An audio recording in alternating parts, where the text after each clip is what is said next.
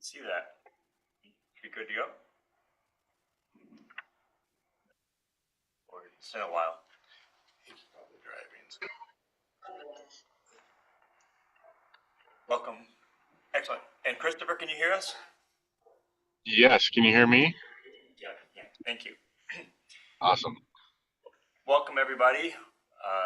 We're here for the July 22nd, 2024 City Council meeting. And on tonight's agenda, we have a public hearing for the Phelps annexation and the consideration of a rezone. Also public comment. We have our consent agenda and some new business looking at the North 13th Street Streetlight installation contract. So first we'll get started with a roll call. Ruth Posey. Here. Diane Talker. Here. Lynn. Here. Christopher McMorrin. Here. Teresa Nielsen. Here. Chaz Jones. Here. Counselor Jessica Andrade is en route. Right.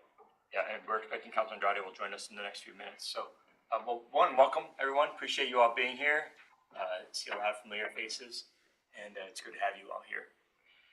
So, we have one counselor that's on our way, and we're going to go ahead and just move some things around the agenda just out of a courtesy. But is there anyone here for public comment that is not related to the public hearing? So, seeing none, we're going to go ahead and, so we're going to open the public comment period. No one's here. So we're going to go ahead and move on from that agenda item. We're then going to move on to the consent agenda item for now. We have a motion to approve, or does anyone have any suggested edits? So moved. So we have a motion to approve. I'll second it. With a motion made by Councilor Lehman, seconded by Councilor Nielsen. Any further discussion? All in favor, please raise your hand and say aye. Aye. Aye. Excellent. Motion carries unanimously. And then we are going to just go ahead and hit this next new business item first before we then open the public hearing. So, Chris, do you want to chat with us, or is that count? Would you like to chat about the streetlight installation? Sure, let me find the page here, since it was written by. Second to last page. Yep, there we go. Okay, Public Works Director Kevin Fear did write the staff report up. So we received bid results for installation of the 13th Street streetlights that have been purchased to match the downtown streetlight project lights. It looks like there were 2 bids that came in. And Kevin has put the bid amounts in here. And I think he has that attached on the back. Okay, so we put the bid amounts in there from the 2 companies. The low bid was Aiken Corporation for a total of $100,440. And if they are able to use the existing conduits, which they won't know until they're in there, they will reduce the price by that amount. They were hopeful that they were going to be able to do that. So we have, we're asking for the council to award the contract to Aiken Corporation. There's a suggested motion there. And may I ask a question? Yep. What was the budgeted amount that we allotted when we went initially? Way back, we were looking at, I think it was 80,000. But then we agreed to do the 80,000 plus some out of contingency if we needed to. So we added some money into the budget for it. Okay. And Aiken, I'll just add, Aiken is the same corporation that's doing the rest of the street lighting for that project. So they're on site, they're familiar with the product. Probably nice reflected in their bid coming in just a little bit lower. They're already on site.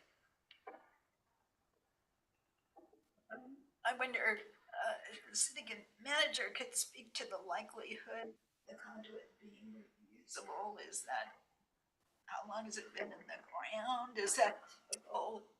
Yeah, they sounded pretty optimistic, but they didn't want it to be a large, $20,000+ change order. So they added in there. There's a lot of variables there, and I'm not familiar with all the variables. So if the current cable pulls out pretty easily, then that's a pretty good sign. If they have trouble getting the old cable out, it's been crushed, it's crimped, it's whatever, then they'll probably have to run some new conduit.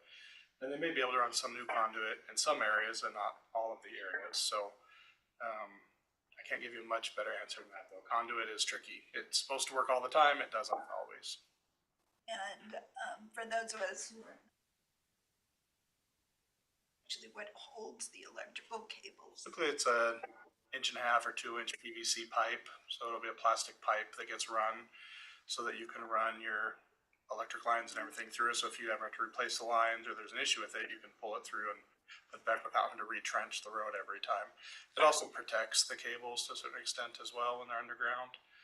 But mostly it's convenient to be able to do this exact thing, remove and replace wire. Thank you. Yep.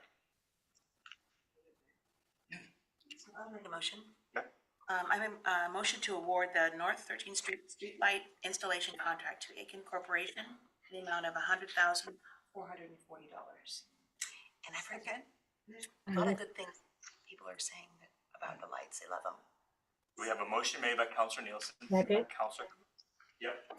And now, it looks like Counselor Crocker has a comment or question. I'm just seconding the motion. Oh, got it. Next questions? Being none, all in favor, please raise your hand. Say aye. Aye. Aye. Aye. Carries unanimously. Okay. So, should we wait or should we still want to do a management report real quick? Yeah. 1 second. Do you have anything on the management report? Just Trying to break the time so Councilor Andrade could get here. the management report's in the packet, the written one. Appreciate management team pulling this together.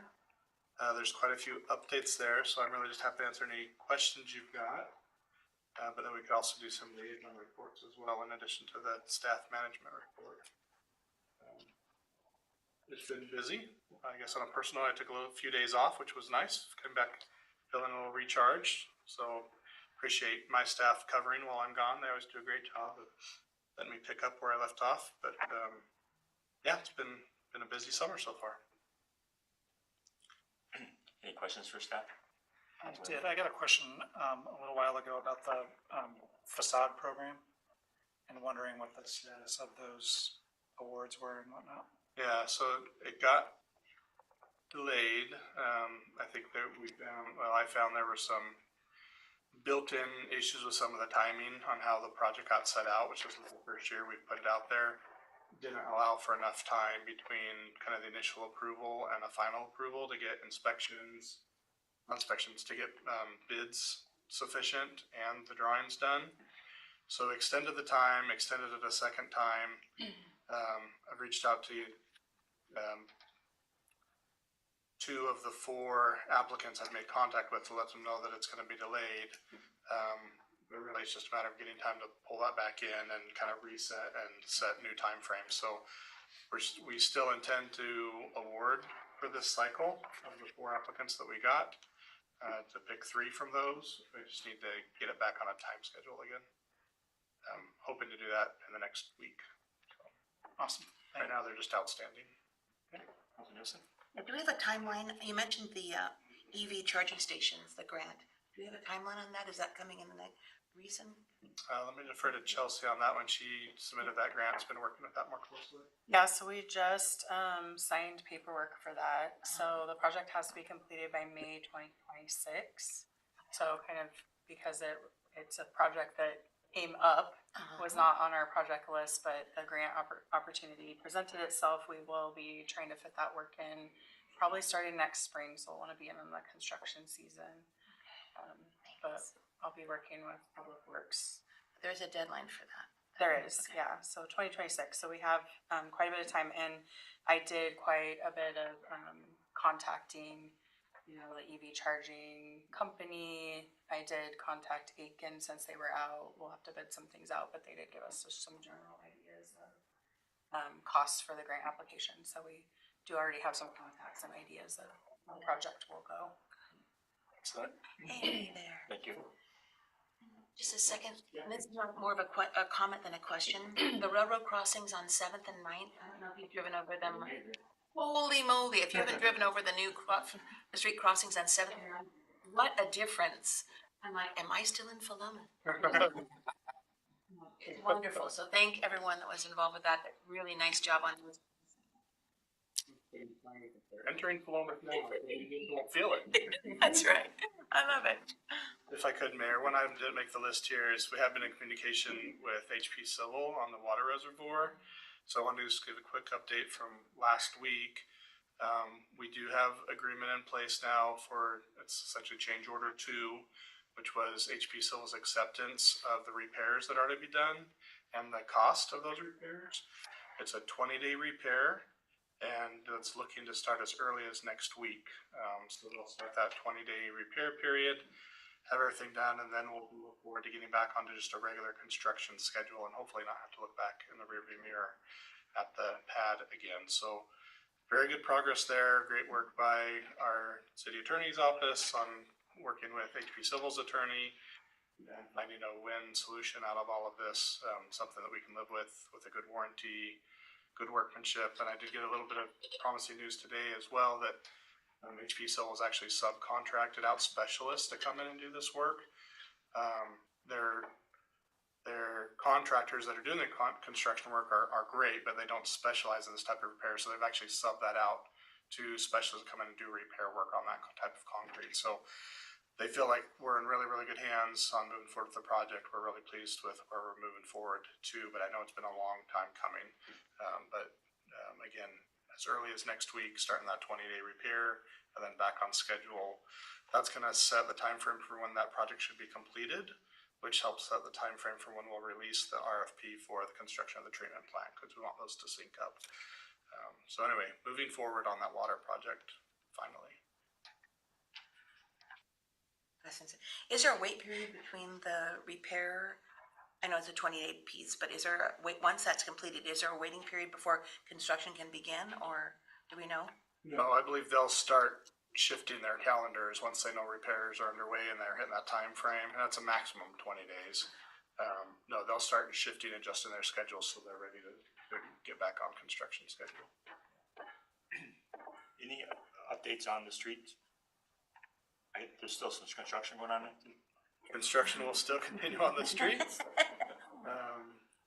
Yeah, they got a little bit behind on some of the work on Applegate going into the Frolic. That was a big concern to try to get both lanes on Applegate opened before the Frolic and Rodeo. They were able to do that. They worked some nights and were able to get that done, which was good. So I think they're doing a little bit of catch up still.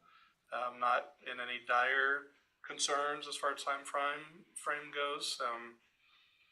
Yeah, you'll see them continue to work on Applegate Street. We're starting to see a little bit more work up on the cycle track. It'll be a two-way cycle track that'll start from 13th Street up to 15th, from 13th to 15th on the south side of the road. So you'll start seeing some of that work get done. Yeah, keeps going forward. I will say we've got a lot of people that are signed up for those weekly notices and for updates, and our business owners and property owners in town. I mean, we rarely get phone calls anymore asking about what the status of things are, because I think everybody's signed in and they're getting those notices sent to them directly. So I think that's been huge for this project, and I feel like people that should be concerned because it's impacting them have the information they need to make decisions ahead of time. So I heard folks at Dirt Road, I think, are wondering when the hot tub is going to be installed. It does kind of look like. Just kidding. that's the new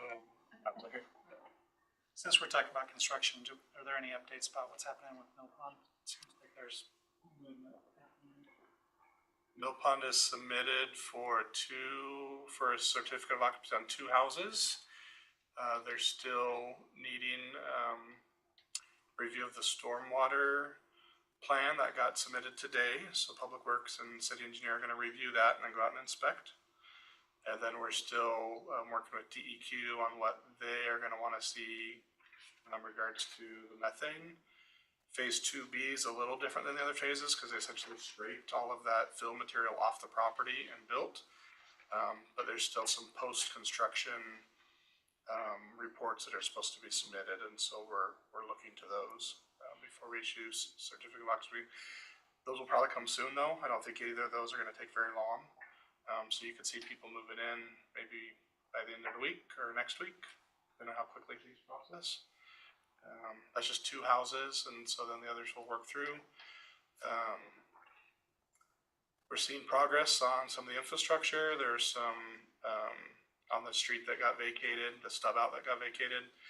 They've gone and they've capped that sewer line and capped off that water line that was required. So they're taking care of some of the other infrastructure issues that have been outstanding for quite a while now, which is progress. Yeah. Thanks. Christopher? Oh, sorry, Councilor McMorrin. 2 questions, and I apologize if I missed any of this. First of all, do you have any updates on the City Hall improvement project? Just since I thought we were supposed to be doing that this summer. Yeah. We're waiting for Chris to get some time to write an RFP. Okay. We heard back from the design team that we'd hoped would do some construction prep drawings for us. And they were just too busy, and so they said, just go ahead and do a design build, and we'll probably still build or bid on the design build. But they said it's gonna be, a month plus before we can get to it, which triggered me to go ahead and write the RFP for design build, and I just haven't got to it yet, so. It may be a fall, winter project. Okay, and that doesn't mess anything else up, right? It's like, Shouldn't, it gives some of the contractors time to get some of their summer projects done. Sure. Most of this project's gonna be interior, some of it's exterior stuff, but a lot of it's interior, so it's not a bad winter project to do. Okay. And even in winter, the stuff that's happening out there, we're not in the mud or anything, it'll be pretty easy, so. It's turning into a late fall, winter project. Okay. Thanks for the reminder. My pleasure. And then I was wondering if there were any updates on the Parks and Recreation grant application for Skirvin Park. Yes, we actually had our oral presentation today with the Parks and Rec. It's their grant board. And I think it went well. Got a couple questions at the end that were kind of softball questions, so I feel pretty good. Parks and Rec at the state level is pretty well funded this year. Yeah. I think I mentioned some of the statistics. There's only a few projects that won't be selected, so no guarantees, but we felt like going into it, we had pretty good chances of getting the grant. Public restrooms are very, very high at the state level, the county level, and at the city level of priorities, and so to not get it would be pretty surprising for me. I think our finances are in line. When you look at the total project with the grandstands and everything else, our match is really good going into it. Even if you just look at the restrooms themselves, our match is pretty good. So we've got a really good chance. I don't want to jinx anything, but I felt pretty good. And the presentation today, I felt went really well. They were pretty receptive to the idea and didn't have a lot of, I don't like this or I don't like that. It was like, okay, this makes sense. So we'll see. Okay. Did they say? We hear back. Yeah, I've got 100 emails about that. I don't think we hear back till next month. Okay. They take a while to go through and score everything and get back to us. Okay. Okay, well, great. So this is the first in-person meeting that Ashley, one of our new city attorneys, has joined us in person, so welcome. And before we start the public hearing, wanted you to see if you just define a little bit about some of the definitions of bias, ex parte conflicts, and conflicts of interest. Hi, Councilor Andrade. We have not yet started the public meeting. We're public hearing. We're just getting ready to go through some definitions. Perfect, thank you. But we did go through the rest of the agenda except for the public hearing. Thank you, Mayor, for introducing me. It's nice to see you all in person. I was here when we initially interviewed, but that was a few months ago at this point. I'm Ashley Dugill, and I'm one of your city attorneys, along with Barry Elsner and Hammond. I generally specialize in public contracting and land use matters, which is why I'm here tonight with you all. And I was just going to give you a little bit of background because I know many of you, especially people who are attending who are just private citizens may not know some of the context for making land use decisions. There are additional criteria that apply to the city council on top of the regular things that apply when you are entering into a public meeting. So some of those things include bias, ex parte contacts, and then something that applies to you at all times when you're meeting in a public setting, which is conflicts of interest.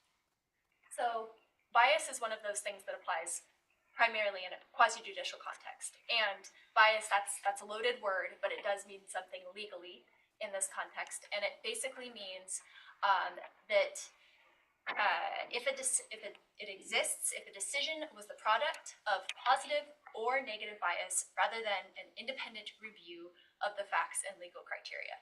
So when a court is deciding whether bias exists, they look at all of the facts and circumstances in the record rather than your own personal opinion.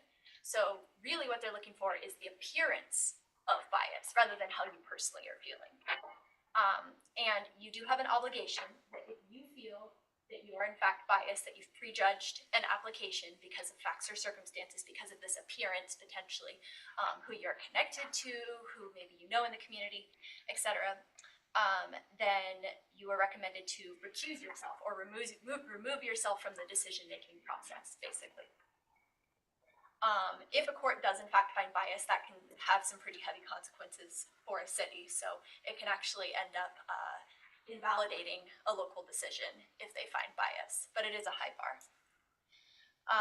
Another standard for you all is what's called ex parte contacts, which is basically just any communication or information that you receive outside of the record. So your obligation there is just to make everyone aware of any sort of communication that you've had outside of the record and be sure that it's in the record. And not just the fact that it occurred, but also the substance. So, you know, what you talked about or what you received in an email or what you talked about in the line at the grocery store, etc. All of that could be ex parte contacts. And as long as you are disclosing it and you're allowing people an opportunity to respond and comment, then you have fulfilled your obligation there. There are some exceptions: communications with staff and communications before an application is submitted or after the final decision aren't ex parte contacts. And the consequences are the same as bias. If you don't disclose, it could invalidate a decision. And then finally, you have conflicts. This is if a decision would or could result in a private financial benefit or detriment to any of you. And if it could result, then it's a potential conflict, and all you have to do is just disclose that fact. If it actually would result in a private financial benefit or detriment to you, then you need to remove yourself from the decision-making process. And as a best case scenario, as a best practice, you should also remove yourself from the room as well, just to avoid any sort of appearance of any sort of issues. And in this case, for conflicts, liability is personal, unlike the others where the consequences for the city. In conflicts, the consequences for you all. So it could result in a fine if you fail to do that. And always recommend contact OGEC, the Oregon Government Ethics Commission, if you have any questions about that. And they're available for free. That's a free resource for you. If you have any questions about a conflict of interest or not, you can always pick up the phone and call. I mean, call and talk to me and I'll refer you on to them as well. It's a free phone call. It's available for all public servants that you can call and get an unbiased review of your situation and get a recommendation on how you should proceed and get some advice. So that's a free resource. I'd recommend that you take advantage of. Yeah, and thank you for saying that, because they're definitely there to help you, and I'm happy to provide that contact information for you if you would like that. You can float theoretical questions by them. You can seek a formal opinion. There's a whole, levels and layers to what they can provide you all as far as advice goes. And then after the public hearing opens, we will get to a point where we'll ask whether you have conflict of bias or ex parte contacts. So, any questions for the council before? Quick question. In discussing ex parte contacts, you mentioned conversations, And in the past, we have always disclosed if we visited the site. Is that appropriate? That is appropriate. So ex parte contacts can also include site visits. So yes, err on on the side of over disclosure. You know, it never hurts to share something rather than withhold it. So yes, site visits I definitely recommend sharing. Thank you. Any additional questions? Alderman Warren? We do that later, right? Later, yes, he'll talk. Okay. So if I can, just on a practical standpoint, there's nothing wrong with a site visit. It's You good. just, yeah, it's actually preferred, right? Like, go look at the site, right? It's not a bad thing. What you don't want is that you went and looked at the site and learned something about the site, like maybe there's a little mine in there with some gold in there. And you're the only one that saw that, and then you come back and you make a decision, knowing that and nobody else knew about it, that your decision could be called into question, right? Like your motive for your decision-making process could have been called into question. So if you do a site visit, share, I made a site visit, here's what I learned from my site visit, right? Or here's what I saw, or here's what I know. So again, it's not a bad thing to have these ex parte contacts. We just want to disclose so everybody around the table is in full disclosure about what they know coming into the hearing process. So you all have the same information when you're making that decision. And there's no potential for somebody to accuse you of having some ulterior motive outside of what you heard and what you understood in this hearing process. Completely. And just to add to that, these rules exist because with the understanding that, you know, in a small town, these things are going to happen, right? People are going to have the appearance of bias because maybe, you know, you have connections in the community, or there's going to be conversations at the grocery store that you just can't avoid. You're going to receive emails, etc. So this process is set up just to make sure it is transparent, it's open to the public, and everybody really is on the same page with where you stand with respect to the application. Seeing no additional questions. This is the first time in public that I'm going to put on reading this. You all know, but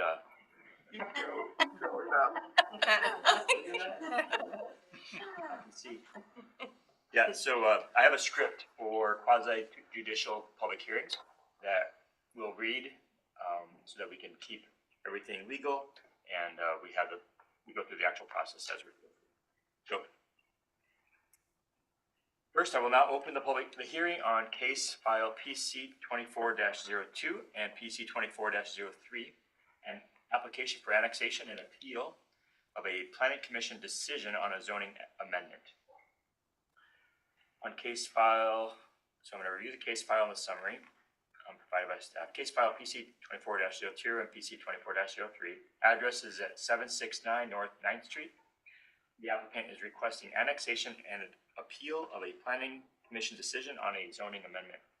The owner is Gregory Phelps. The order of tonight's proceedings shall be, first we'll go through the staff report, and then we'll get additional correspondence. We'll go through the applicant's presentation. We'll do a public testimony in favor of the application. We'll then have a public testimony in opposition of the application. We'll go through neutral testimony, and we'll have rebuttals by the applicant. And we'll go through questions for staff from our council. Then we'll close the public testimony. And after the record is closed for testimony, no other testimony or comments will be heard unless the council reopens the testimony for a specific question. Council will then go into deliberations and will then make a final decision. For those testifying this evening, please keep your comments to 3 minutes. And if you do wish to speak, we will first hear those participating in person, followed by online testimony. For those in attendance, please fill out a testimony form and submit it to our city recorder. For those online or on phone, the proceeding officer, myself, or another will recognize you. And at that time, please unmute your video, and if available, unmute your audio. Any questions should be addressed through the presiding officer. Please state both your name and the address for the record. Address just being city and state, right? City is. We're not asking for a street name. No, we do not ask for your street name. So whether or not you go to city limits. Testing live, so we do not ask.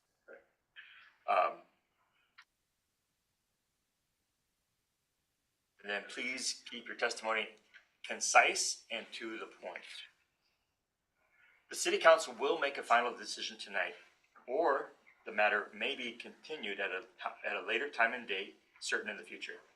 If the matter is continued to a time and date that's certain in the future, this will be the only notice of the date of that particular date that you will receive.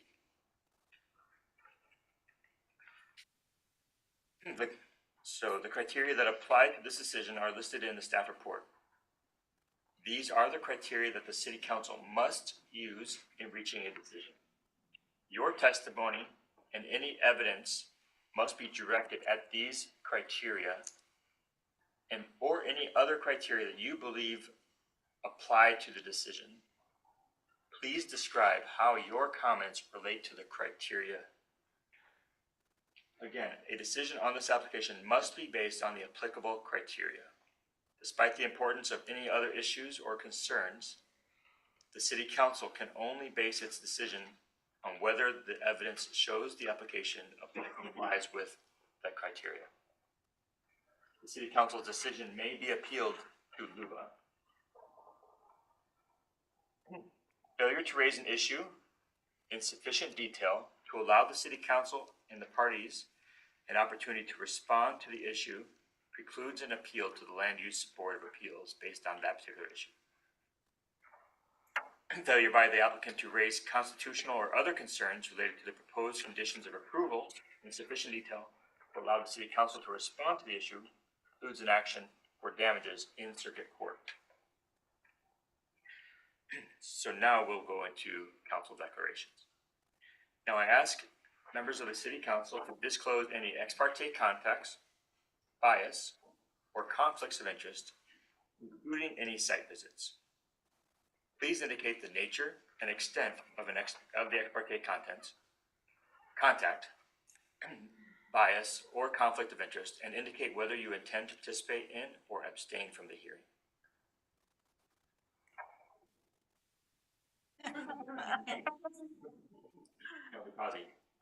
I would just like to disclose that I visited the site and the surrounding neighborhood yesterday. Question, does the planning commission meeting that you were participating matter? It doesn't hurt to disclose it. Yes, I'm also the city council liaison to the planning commission, so many of you look very familiar to me because I attended the planning commission public hearing, so I have a sneak preview of all this. Excellent. Council, Yes. Council Lehman? I have also visited the site, just did drive by today, but I've driven past it umpteen times in the past month or two. Only empty? The other way. Councilor Moore? I intend to participate. Wait, Councilor Moore.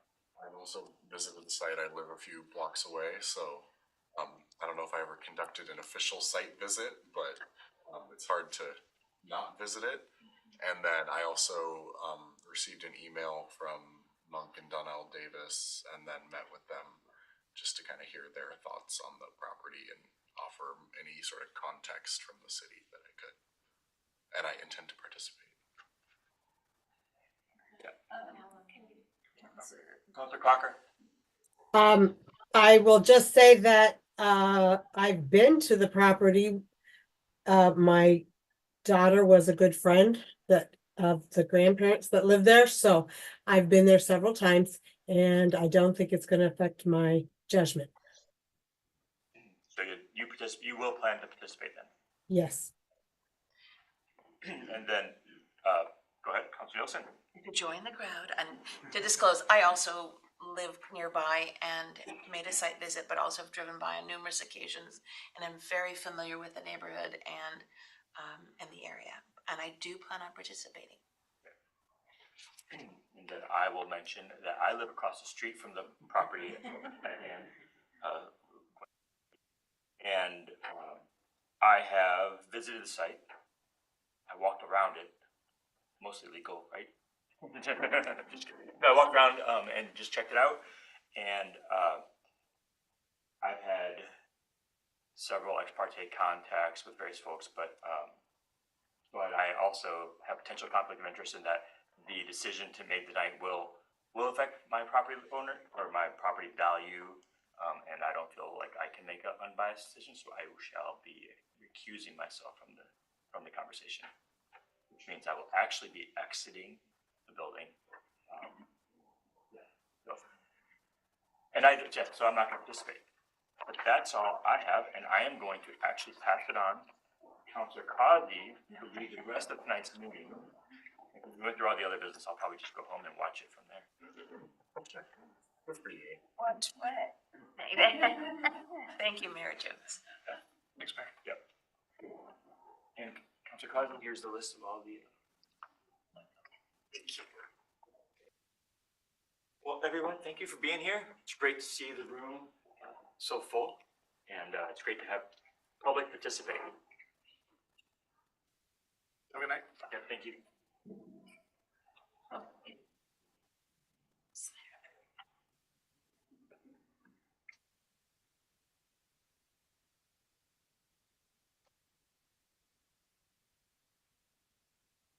Thank you for your patience, everyone, so we could go through other agenda items, and also because I have not done this before. But thank you, counselor, to guide me. Okay, so with that, I think Chaz already did all the hard parts, but we'll now hear the staff report. Great. Thank you. I'm gonna presume a few things. Again, I spent quite a bit of time going through the staff report with the planning commission. I'm going to assume that the city council's had a lot of time to read through this and go through it, so I'm not going to spend a little bit less time here, just for the highlights. There will be time at the end if you want to ask me specific questions about the staff report. There's something I left out, I didn't address, but I don't intend to go through this line by line with you. I'm really just going to hit what I feel like are highlights to hit on that are kind of, I'd say, most important, or at least things that jump off by the page at me. I fully anticipate there may be something that I don't hit that you have a question about, so there will be time for that at the end. I'm just going to try to be respectful of everybody's time here. So just right off the bat, we're looking at 1.99 acre parcel to come into the city. Currently, it's in the urban growth boundary. It's zoned for medium density residential upon annexation. So the city's received two applications, the first to annex the property in, and the second application was to zone change from the county medium density residential to a high density residential, or R3. And so both applications went to the planning commission, both were heard. There was some confusion, as I put in the staff report, about the difference between being submitted concurrent versus being submitted simultaneous. So that explanation's in here. Concurrent has its own definition within our code that says, essentially, if they're running concurrent, they both go concurrent, and you either pass both or you deny both. And the intent all along from the applicant has been to submit an application for annexation separate from or simultaneous to the annexation, so that the annexation could happen with or without the zone change happening. But obviously the zone change isn't going to happen without the annexation. So a little distinction, legal distinction between concurrent and simultaneous.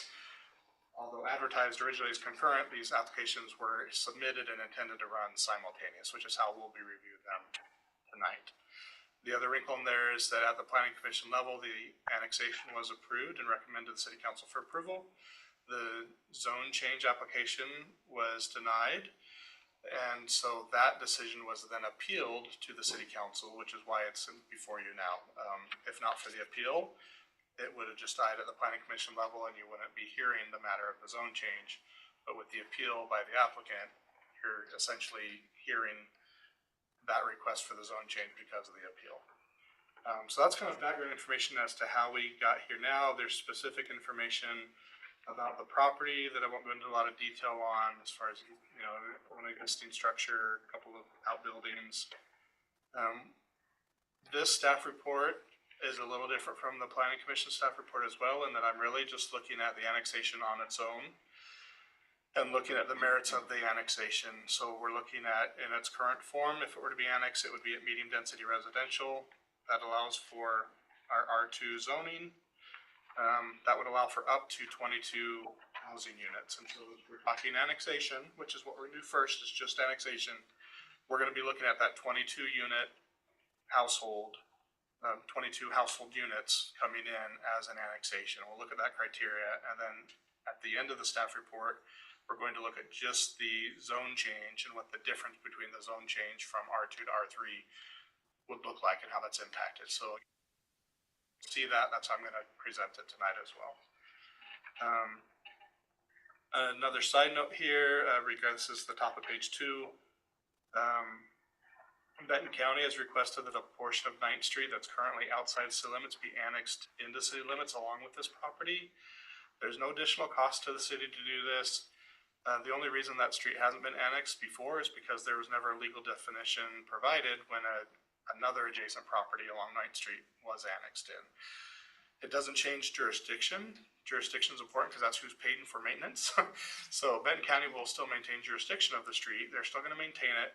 It just gets annexed into city limits so that our map doesn't look funky with this weird little line that goes down and captures the street and none of the adjacent properties, which are all inside city limits. So it's really a map correction more than anything. Benton County's paid for the survey. They've got the legal description. We've already, Ruth already ran that by Department of Revenue that reviews all of these. And so I feel like we're in good shape with that. It's just an added note. So when you look at the map of what's totally being annexed, it's the subject property plus the street, west of 9th Street that's currently outside city limit. But again, no cost to the city, no future cost to the city. It doesn't change jurisdiction at all. The last note I'll make before the comments received on page 2, our city code has not been updated since state law was changed. Our city code still talks about referring this out to a vote of the electorate in order for the annexation to be approved. State code preempts that and does not allow for that any longer. And so I just make a note of that, just saying that we're going to follow state law as opposed to our development code, which is outdated and not in line with that. That is on the list of things to be updated when we update our development code. We just haven't gotten to it yet. So I'll make a note there. Some of that language in the requirements and the application process aren't going to apply because we're not going to take this out to the electorate. Whatever it is, this decision you make tonight will be final. We did receive comments from the city engineer. As he says at the very bottom of page 2, he's looking for orderly extension of urban services. They're not getting into a lot of the detail at the annexation level. And he kind of summarizes the report, saying that looking at water, sanitary sewer, storm drain service to the property, that many of these offsite improvements that would be part of the actual time of development, not at annexation. So annexation level, they're looking at, do we have sufficient water? Do we have sufficient storm, sewer? And his comments were essentially to the affirmative, that there's nothing that the engineer is seeing as like red flags on why we shouldn't do it. We don't have a moratorium on adding additional water. We don't have a moratorium on adding additional units that would use sewer or any of those types of moratoriums that the engineer would be aware of and concerned about. There was substantial written testimony. You've been provided all the testimony that took place during the planning commission hearing. We had 2 additional letters that were received between then and today. Those letters have been received and included in your packets, and then you'll hear additional oral testimony tonight as well. There's 9 findings of fact that are listed out, or excuse me, 10 findings of fact that are listed out. Again, I won't read through each of these, but each of these are what we're basing our decision on tonight. So if there's a finding in there that you don't like, that's what you'll want to target to say, I don't agree with that finding. That's not a finding of fact I agree with. We'd want to change that finding of fact in order to reflect how you as a body feel about the application or about this property in general. I'll make special note, as I did in the staff report, of finding of fact number 10. Excuse me, I think it's number 9. Let me back you up one. June 17th, 2024 hearing, the planning commission found that 1, the annexation application met all required criteria and accordingly recommended approval, and 2, the proposed zone change is not more appropriate than the current designation. taking into consideration public needs, alternative locations, or changes in land use since the current designation was applied, and accordingly recommended denial. So the zone change findings further support and clarify this conclusion. And then again, finding 10 is just that the applicant appealed that decision, which is why it's coming before you. So those are the findings of facts, and we'll want to focus on those. Maybe we get more into deliberation on any concerns that you have where those findings may or may not be what you believe.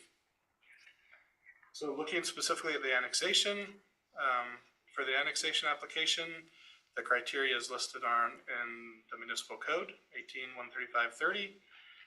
There's specific things we're looking for. The first is process. I spoke to that earlier. It talks a little bit about orderly expansion of city limits. And it talks also about requirements for taking this out to the electorate. I just mentioned the staff report. We are looking at orderly expansion of city limits, but we aren't looking to take this out to vote of the electorate. So that's A on process. B for annexation filing deadlines. They met all the deadlines, and they also met the deadline for the appeal. C talks about requirements for applications, and it lists several number of things that are required with the application. Each of those were submitted. The application included written consent by the owners. There's a legal description was provided. The map was provided. Sufficient information for city staff to complete the analysis was provided. Sufficient information to allow for completion of an impact analysis on community partners. That was provided. We're mostly just looking at that population number. So again, 22 units times 2.64 individuals per household. And those are the numbers we're looking at when we're looking at impacts on the community. And I do a more thorough analysis of that a little bit later here in the staff report, so I'll point that out at that point. I will make note, the application does include a conceptual development. I'm always cautious with these. Our code requires the conceptual development to give residents an idea of what could be developed on the property, but we're always careful to not do the kind of rope-a-dope thing where we said we were going to do this, but then you did something different, right? I mean, nothing makes neighbors more upset than to do something different when they thought was getting approved. And so even though the conceptual is required, I'm very clear in the staff report that we look at highest, most intense use of the property. So even though the conceptual might have shown fewer units, I'm looking at it from the staff report as the highest, most intense use of that property in that medium density residential zone designation. And so I'm using those numbers. I'm not using the numbers that were provided in that conceptual. The conceptual is really just that. It's to give neighbors an idea of what could be developed there, not the highest, most intense use or what is going to be developed there. So just a special note to that. We're also looking, again, based on that maximum use, I'm looking at facilities that will need to be constructed and the demand. So we looked at water, we looked at sewer, we looked at storm drainage, transportation, and parks. In the review of each of those and discussions with the city engineer, I feel like all of those criteria were met. Again, no yellow flags or red flags of things that the city wouldn't be able to provide, services the city couldn't provide if this property were annexed into the city. Number 7 is a statement outlining method and source of financing required. This is all going to be privately developed. They're not looking for any money from the city. They're not looking for a government grant of any sort for affordable housing or any type of outside sources for funding. So it's going to be privately funded.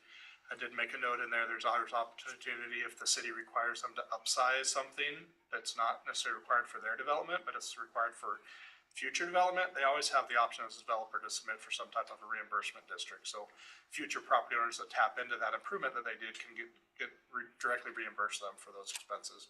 But outside of those kind of little financing nuances that might happen, this is pretty much just a straight up privately financed development, or anticipate it would be developed privately. So there's no ask at the time of annexation for anything different.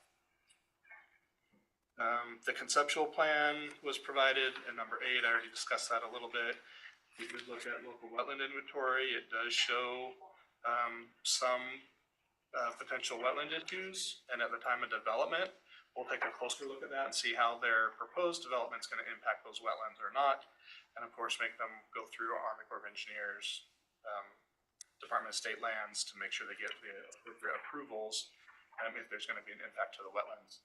At the annexation level, we just make note of it and kind of move on, but we just acknowledge that there are some wetlands on the property. There's a statement about nature of the comprehensive plan or map amendments and zoning ordinances or the zoning map amendments. As mentioned, the annexation application is kind of standing on its own. There is an application appeal for the zone change, which is conditional upon the zone or the annexation application going forward. For number 10, we're looking at the application fee established and paid, and the owner did pay that fee at the time of submittal. Letter D is looking at the review of the application. So once everything's submitted, we go through everything. You'll note that letter E is long, and that's kind of where most of the detailed analysis is.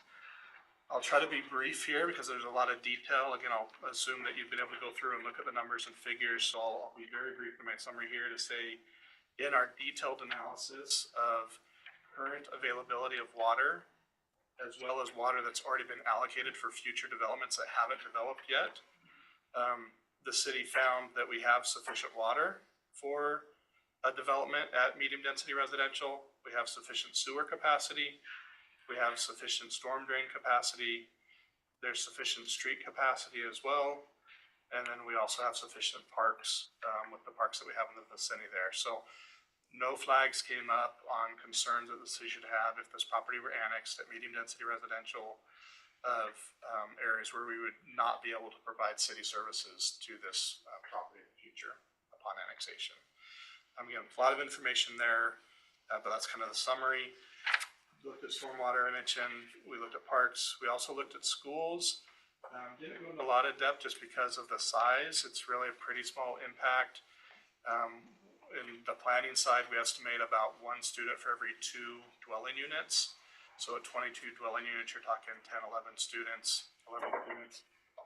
Just not enough of an impact for us to have a lot of concern about with our current school system. So that completes the review under E. For F is review criteria. Our code lists out specific criteria that it wants us to review. And these are pretty specific, so I'll spend just a little bit of time here.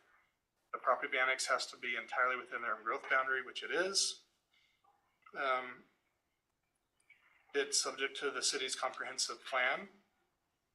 This is a big, broad statement, and so I actually took a look at our comprehensive plan and all of the policies that we've just adopted, specifically the housing policies, what were just updated within the last 2 years.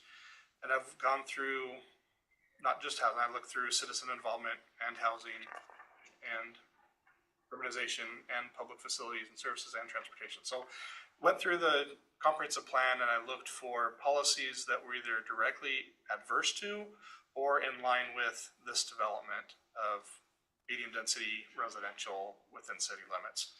So I've done that analysis, I've provided those policies. It's not uncommon to have a housing policy that maybe isn't directly in line with economic development policy.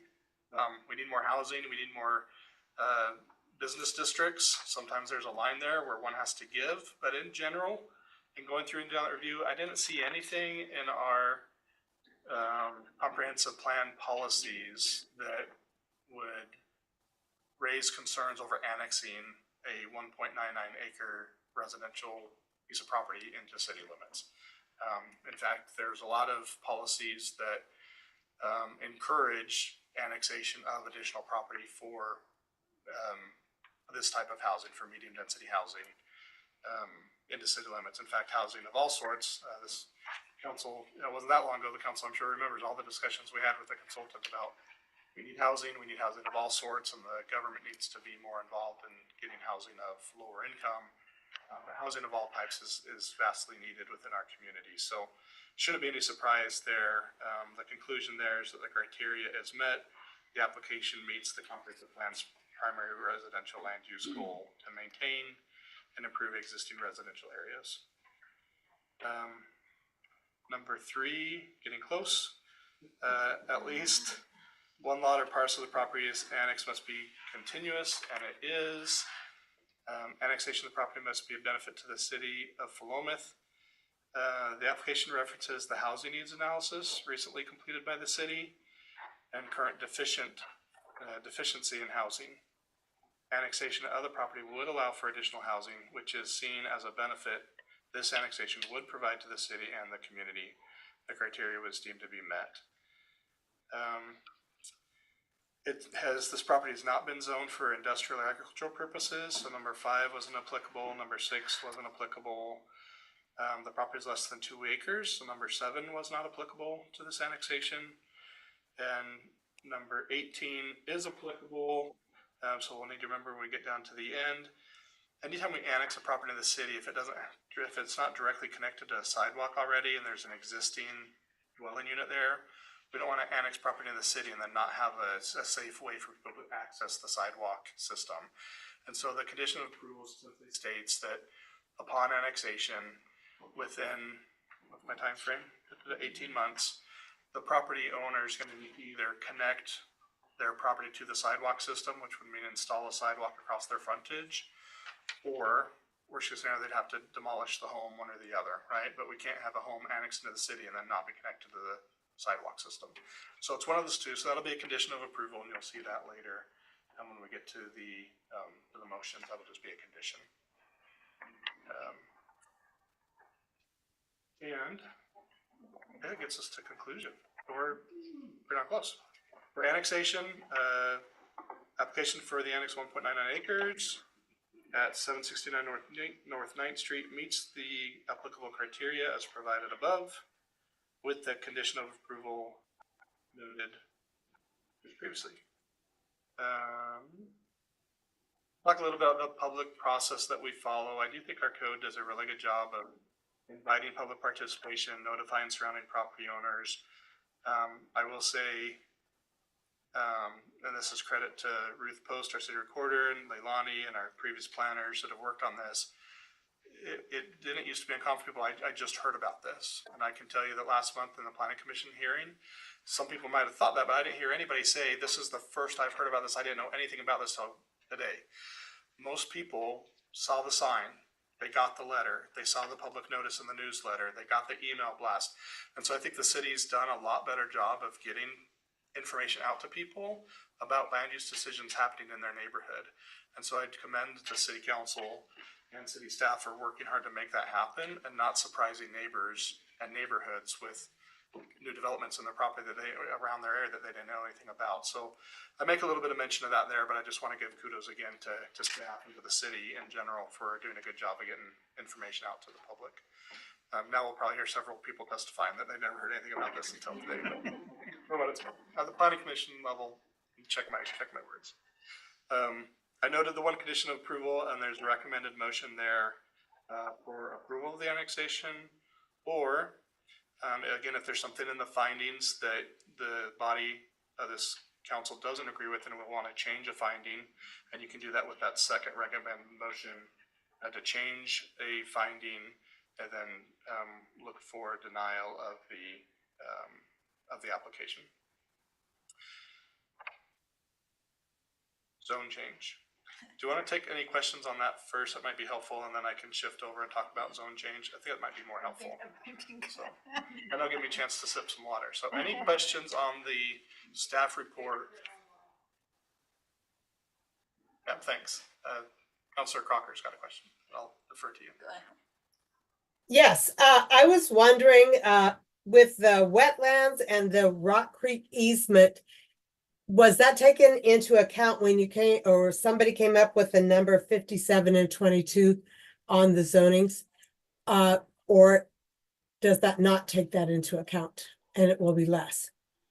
I did not take that into account. The 22 units is strictly based on the number of acres or the total square footage, and it does not take those into account. I mean, the Rock Creek intertie could move next month, right? I mean, I don't think it will.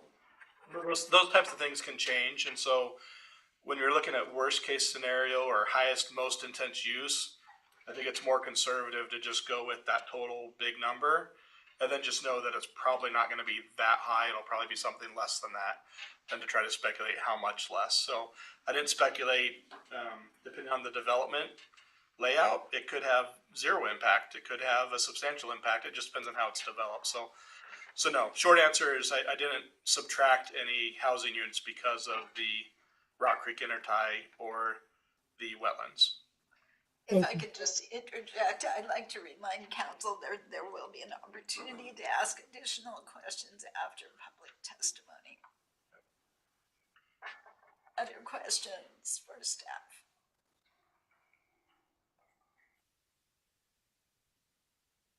All right. I wrote a good staff report. That's how I'm taking it. Okay, let's look at the zone change criteria. You're smiling at me like, good job, Chris. So I'm gonna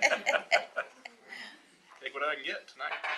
Okay, so now we're just looking at the zone change. So again, this was applied for, the planning commission added a finding, finding number 9, they recommended denial, or denied it, and then that got appealed to the city council. So on zone change criteria, I'm essentially looking at this as, we've got the R2 zone that allowed for the 22 units, and we've got the R3, which has been requested, allows for 57 units. Or, yeah, 57 units of dwelling units. So then I'm just gonna go through, we'll look at the criteria at just a zone change and kind of point out the distinctions between those two. That's the background there on page 14. On page 15, we start with the review criteria. Needs to, under letter A, criteria are a demonstration that the proposed plan designation is more appropriate than the current plan designation, taking into consideration public needs, alternative locations, or changes in land use since the current designation was applied. I essentially quote from the application itself rather than put something in my own words. So you can see how the applicant addressed that criteria specifically there with their own words. And then I will just add the property is immediately adjacent to a large, high-density district. However, the most proximate development pattern along Quail Glen consists of single-story houses, two-story townhouses, and duplexes. I added the information about finding number 9 being added, which essentially quoted to say the proposed plan designation is not more appropriate than the current designation, taking into consideration public needs, alternative locations, or changes in land use since the current designation was applied. If you go back and listen through, as I did, looked at my notes, the planning commission was primarily concerned about the height of the apartments buildings compared to adjacent structures. And I just make a note, as you can see around town, any place where we've got apartment complexes, especially our 3-story, they're adjacent to 1- and 2-story structures surrounding. We have very few areas where we have apartment complex next to apartment complex next to apartment complex. And so the argument and the point kind of being here is to, again, be fair on both sides. We don't really have any place in town where the height of a multifamily apartment complex compared to medium density or low density was reason to deny an application. And so I think the city council, as you're looking at this criteria specifically, you'll want to think carefully about, are we holding this development or this application to a different standard than what we've allowed for in other places around the city? So that note is in there. The commission also expressed concerns about current condition of North 9th Street. Noted examples of motorists speeding on the street. Unimproved streets typically remain unimproved until they're impacted by new development. And it's the new development that typically pays for the increased capacity and safety of these types of streets. And then just added again, just because it was a big concern of planning commission, you know, the speed or people speeding on a street isn't within criteria when we're looking to change a zoning from one to another. We're not looking at speeds of vehicles, we're looking at what is the capacity of the street, what's the impact on the traffic congestion, and the traffic. On the planning commission's finding alone, the criteria is not met. If we just read finding number 9, which says it does not comply, But as I put in the staff report, I'd recommend the city council maybe look a little bit deeper and look at reasoning behind how it doesn't comply or why it doesn't comply. Because I would hate to see us in a position where we have to defend that decision on that merit alone. I think we want to find something a little bit more significant, more factual based, if we're going to uphold, if we're going to deny the appeal, right? If we're going to uphold the decision from the planning commission. Adverse impacts on adjacent land would be minimal. Again, gave information there about at the time of development, we can do setbacks, we can do some fencing, but all of that takes place at the time of development, at the time of the zone change.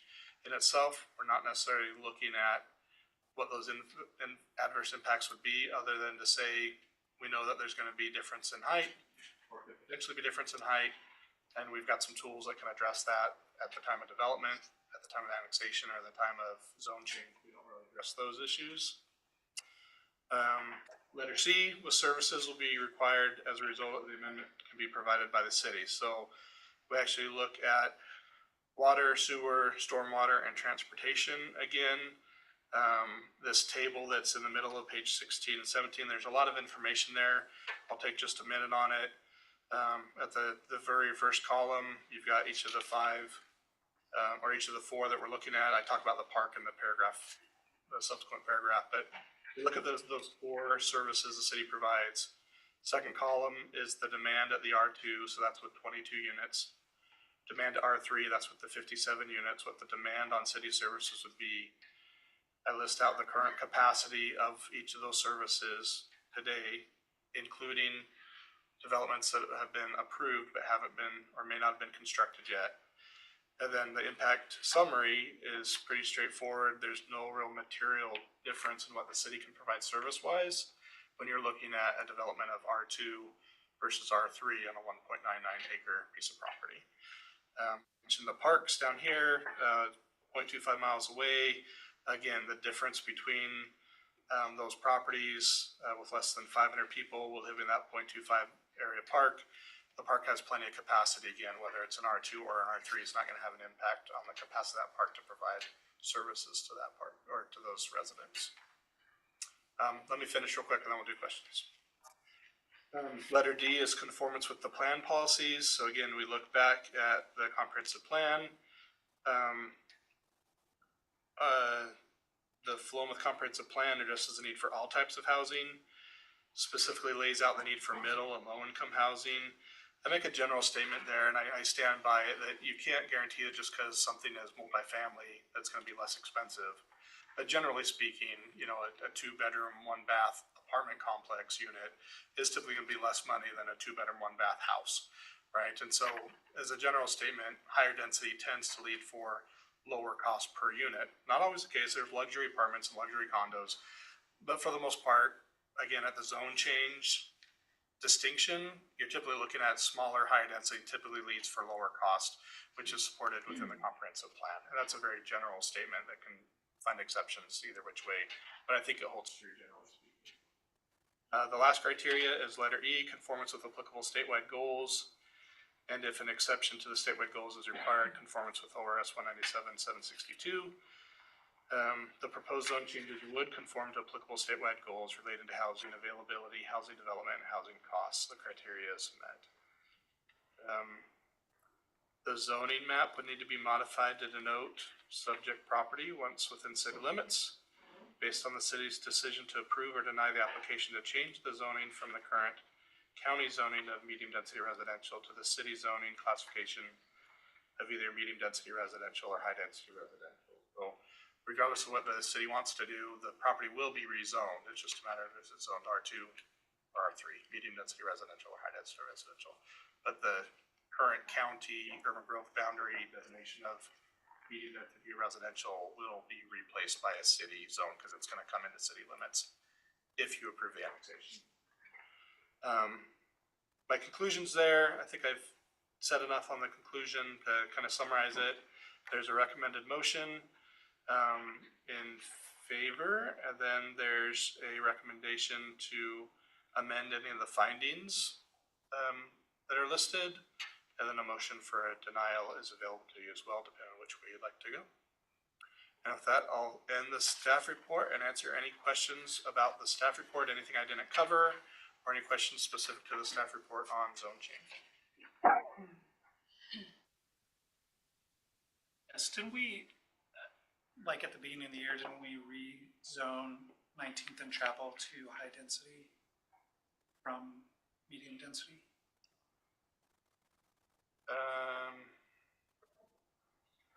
Yes. Well, let me think back. 19th and Chapel, they had 4 triplexes that were approved. I think those were still medium density residential. Okay. Yeah, I think those were medium density because they did 4 separate tax lots and they did a triplex on each of the 4. Okay. That was allowed in medium density residential. Awesome. And then at Mill Pond, is that the same situation where we made an adjustment to Mill Pond was different. So Mill Pond was zoned industrial, Mhm. and it had been a mill that had been vacant for a long time. That they requested the R3 because they wanted the smaller lot size. They didn't want the apartments, and at the time the city didn't want apartments because we just had approved Boulevard and Oak Springs. They wanted the smaller lot sizes though, and so we allowed for the R3 zoning, but we had them sign a development agreement where they agreed not to develop anything but detached housing. And so that was the condition. So it allowed them to get a 5,000 square foot lot instead of 7,000, but also didn't allow for apartment complexes. They since came in and modified that for phase 3 on and asked the city council for approval to allow for townhomes there, but still no apartment complexes. But the city council did make that agreement to that major modification to their application and change that stipulation to say they couldn't build apartment complexes, but they could build single unit or townhomes within the future developments, phase 3 and phase 4. And do we know how many acres that was off the top of your head? Not holding you to anything, just curious. 40 acres, I believe. Thanks. Counselor Drow. Along those lines, I was under the impression that the planning commission would be looking at rezoning different areas of the city. Was that only the downtown area, or was that also in some of the surrounding areas and in the urban growth boundary outside of city? I really appreciate the question because it was difficult for the planning commission. We've had a lot of discussions about zoning and potential rezoning and areas that would benefit from a rezone. We were very clear with the planning commission, and I'll be very clear with you. Whatever we decide, it's based on what the criteria is at the time the application is received. And so even if we had a public hearing tomorrow on a zone change for this property, it's based on when the application was received. And so that's the criteria that we have, and that's the criteria through a quasi judicial process like this that you need to follow, is based on the criteria that was in place at the time that the application was submitted. That's what we need to make the decisions on. And so you're at a little bit more of an advantage than they were in that you haven't heard all of the conversations that they've had about what properties to rezone and whatnot, because I think it was more challenging for them to do that. And I think they were able to. You've got the potential for less bias there because you don't know about future zoning for this or surrounding areas. So all that to say, the planning commission did a great job, and you're an advantage because you don't have all that background information that could potentially bias you. We're just looking at criteria for today and what's in place. Yeah. Thank you for that question because that was a good explanation, a good opportunity to explain that. I have a question. Regardless of whether it's zoned, this property is zoned R2 or R3, will the city council have an opportunity to review and comment on any proposed plans for the property? If the property is zoned R2 or R3 regardless, if the development comes in, I'll give you both scenarios, I guess. If it were to stay R2 and be zoned R2 and they came in with a development for some single family units or some duplexes or up to triplexes would be allowed. That's a type 3 application, and that just goes to the planning commission for approval. Similarly, if it were zoned R3, the high-density residential, whether it was single unit or duplex, triplex, or townhome or multifamily, anything if it's an allowed use within that zone, that just goes to your planning commission for approval. It's a type 3 application, and it only comes to the city council if it were appealed to the city council. So you'd be the appeal board. But otherwise you wouldn't see it. Would it be appropriate if the council wanted to impose additional conditions on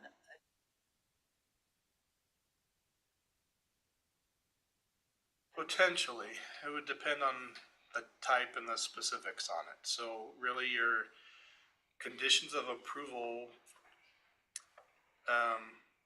would need to be in compliance with and in accordance with the development code. So you couldn't like make exceptions to the development code. But if it was something in addition to, then potentially.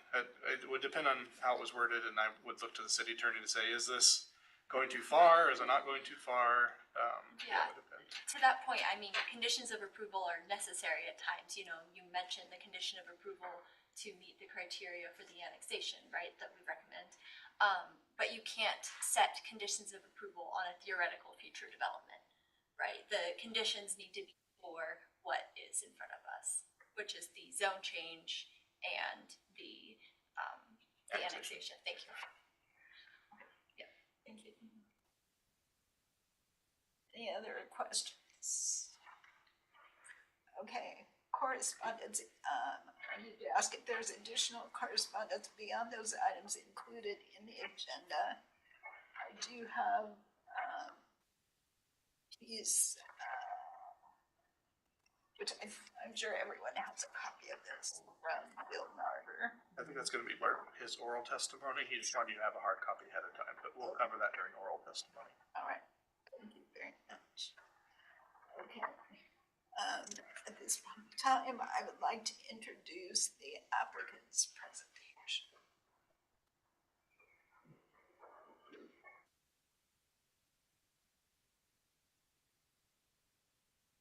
Evening.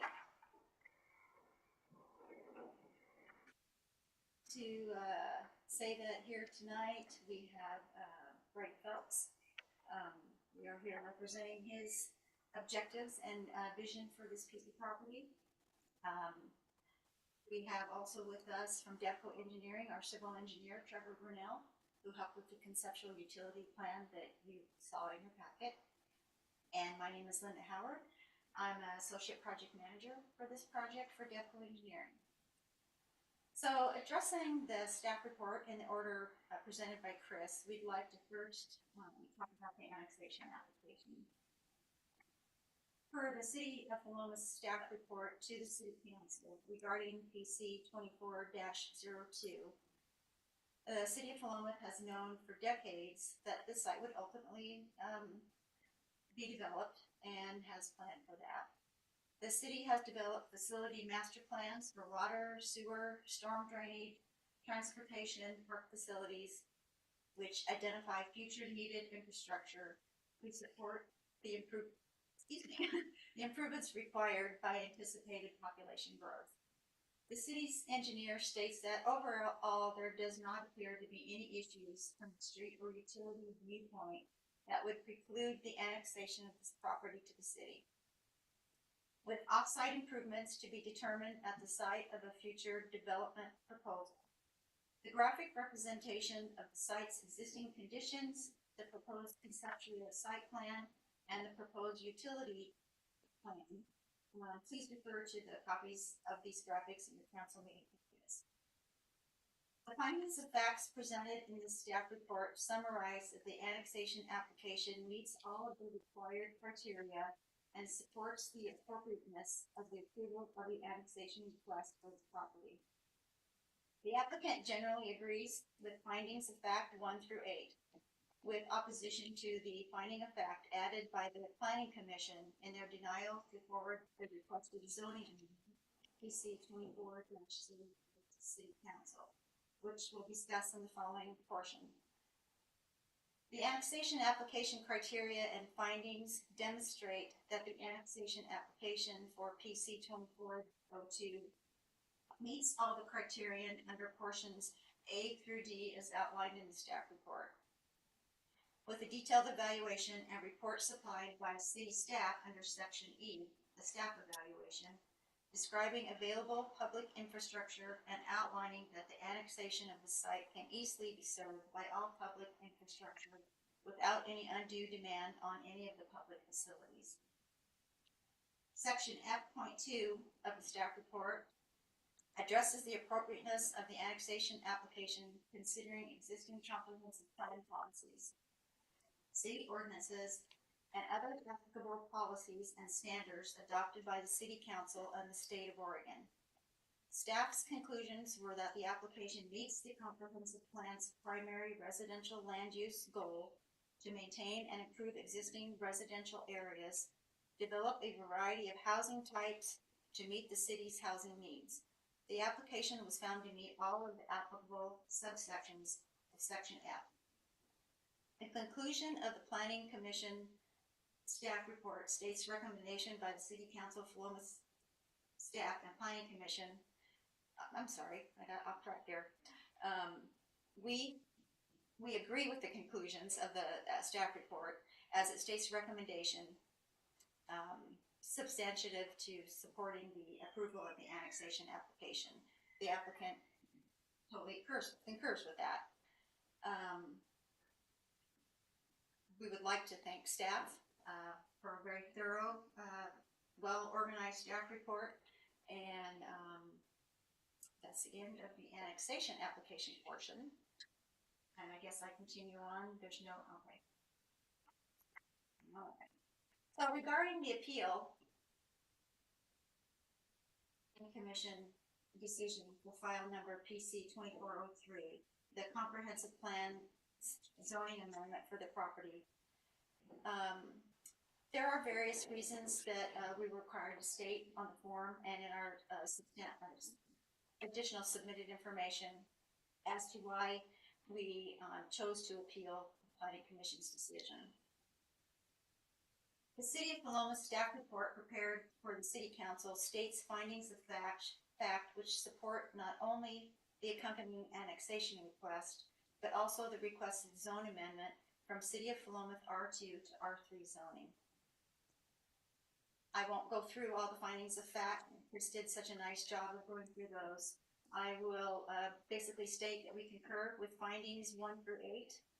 And with our opposition being to the added finding of fact presented by the Planning Commission that the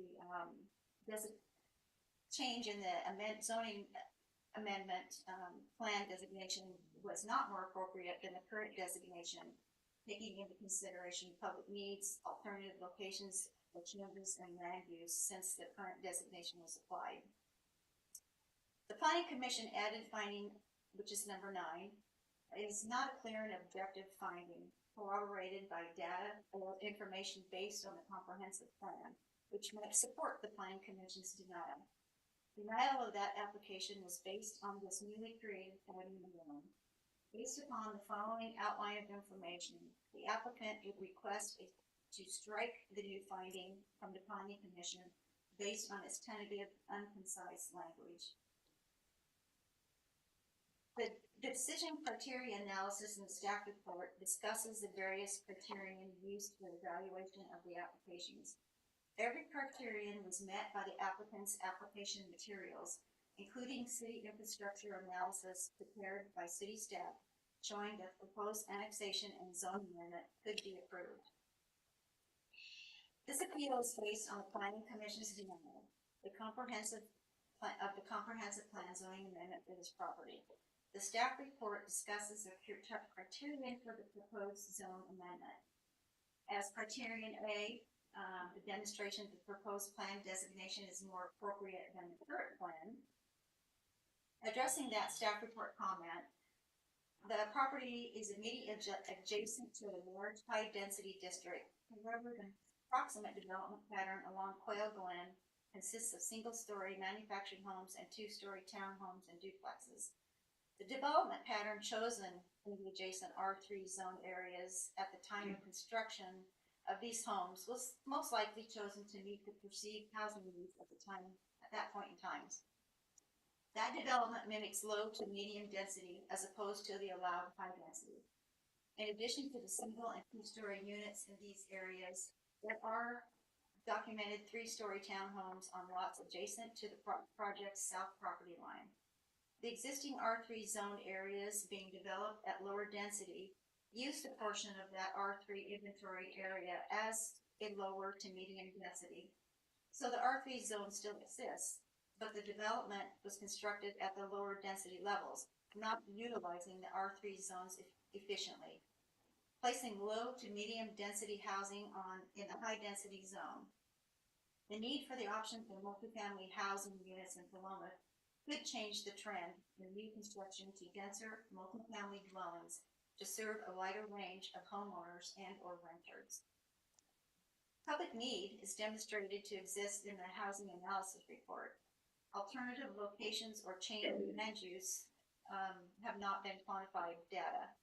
The surrounding zoning consists predominantly of R3 zone areas. The requested R3 zone for this project site is appropriate. Addressing criteria B, adverse impacts on adjacent land. The city's zoning criteria, which outlines the required setbacks for new structures, can be evaluated at the time of a future development proposal on the site. At that time, if warranted, the approval for a development proposal might include additional setbacks for buildings over specified heights and or enhanced landscaping screening between any proposed new development and adjacent properties. Criteria C, services. All criteria is met for services, as demonstrated in the staff report. Criteria D, conformance with plan policies, points out that the R3 designation for this property supports the comprehensive plan housing goals, addressing the need for housing of all types, and has the potential to help with housing type variation, which could support need for additional middle or low-income housing. Criteria E, conformance with statewide goals, is met.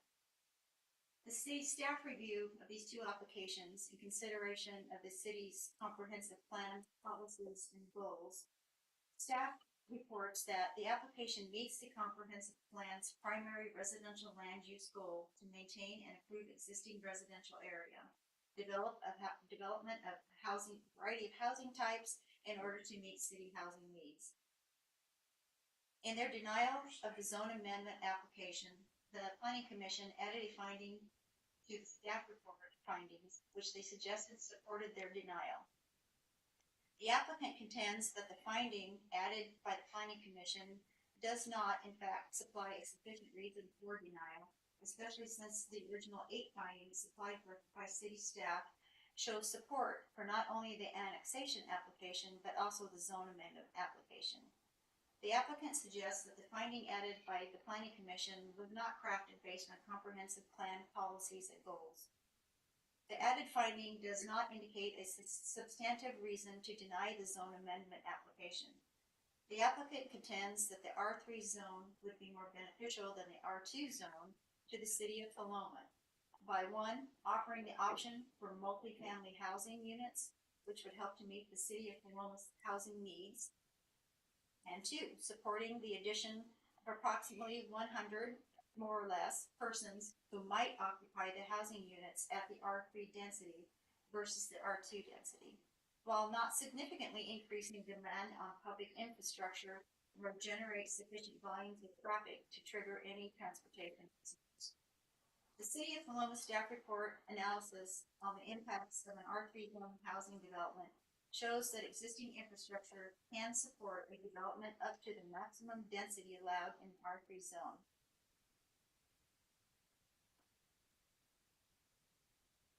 The various sections of the comprehensive plan state different criteria based on the fact that housing will continue to be a top priority as the City of Philomath plans for future growth and development. The city's vision is to provide a range of housing options to meet the various needs and preferences of existing and future residents. The plan for a complete, balanced, and sustainable community. The R3 zone designation supports this by allowing the additional option for multifamily dwelling type, which the R2 zone does not allow.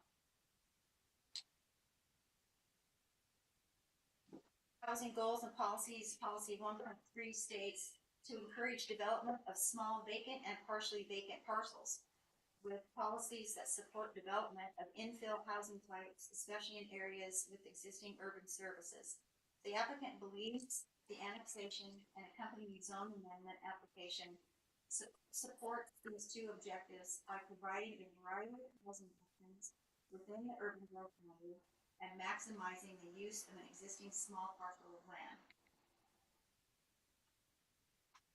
Goal 2 of housing opportunity states that to provide opportunities for the development of a range of housing types that are affordable to households at all income levels, as described in the Philomath Housing Needs Analysis. The application to amend the zone on this property to R3 from R2 allows for the option to provide the entire range of housing types mentioned in Goal 2, while the R2 zone would not allow the multifamily option. Goal 3 mentions affordable, safe, and accessible housing, which supports a diverse mix of housing to meet the needs of current and future Philomath residents, including first-time home buyers, new families, older adults, and persons with disabilities. The R3 zone would allow a future development proposal on this site to support this policy by providing a mix of potential housing types.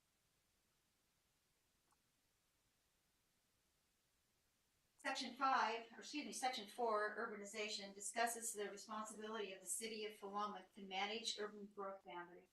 As part of that responsibility, criteria needs to be evaluated as to whether there is a demonstrated need for the development. The annexation application submitted by the application demonstrates that demonstrates that need. Section B, or subsection B of section 4. There are no suitable sites within the existing urban growth boundary in which the development can occur. Now, the term suitable sites is rather vague without the support of clear and objective criteria applied to it.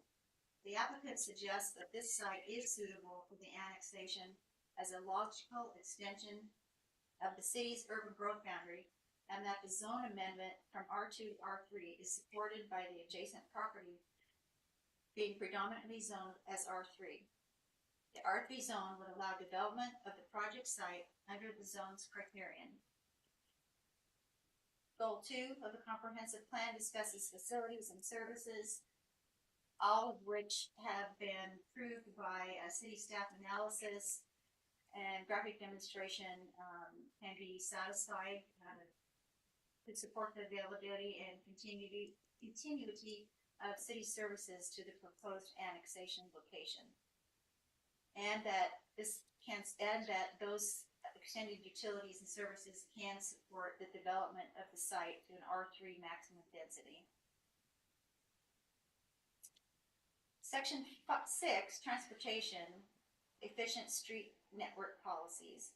The city shall use transportation impact analysis guidelines to determine an appropriate required analysis to ensure that land use and development proposals are consistent with the identified function, capacity, and performance standards of impacted transportation facilities. The initial infrastructure analysis prepared by city staff shows an analysis of the potential impacts to the transportation system which might occur with future development of this site in an R3 maximum density. The data shown in the staff report shows that the potential impact to North 9th Street will be minimal and well below the city streets capacity level. The applicant believes that the request for a zone amendment is in fact supported by the comprehensive plan goals and policies, and that we feel we have demonstrated that compliance in this appeal narrative. Transportation was an oft-cited concern throughout the public testimony. It should be stated that the amount of any projected increase in traffic has been evaluated and analyzed by city staff through standard practice and traffic analysis procedures. This analysis showed that existing North 9th Street has more than sufficient capacity to channel and move any projected vehicular traffic which could be created by the possible development on the project site at an R3 zone. Classified as a major collector street, North 9th Street has and will have the capacity to serve 18,000 trips per day. The average number of current trips is 1,522. Development at the R3 zone criteria would add approximately 400 trips per day for a projected 1,922 trips per day, well below the 18,000 trips per day. As part of any future development proposal, a traffic impact analysis for a proposed development would most likely be required, confirming that capacity analysis. The comments regarding the existing state of improvements to North 9th Street suggest that the existing North 9th Street has insufficient improvements and pedestrian connectivity. The partial street improvements and sidewalk upgrades and connections in North 9th Street would be part of the requirements during review of any future development proposal on the site. It should be noted that the most prevalent method to getting improvements made to North 9th Street is through the development of parcels adjacent to the street, requiring the development to participate in street and sidewalk improvements as part of any potential approvals. Public testimony also mentioned the stress on existing city public water and sewer systems. Analysis of water, sanitary, and other public infrastructure shows that the city has master planned public systems for future growth potential, and that future development of this site can easily be supported by existing systems, and the public systems have great capacity to support future development beyond the development of the site. In summary, the applicant has presented substantive support for the approval of the requested zoning amendment and requests a city council approval of PC 24-03. All right, thank you very much. We'll now proceed to public testimony, but before we do, I'd like to take a 5-minute break.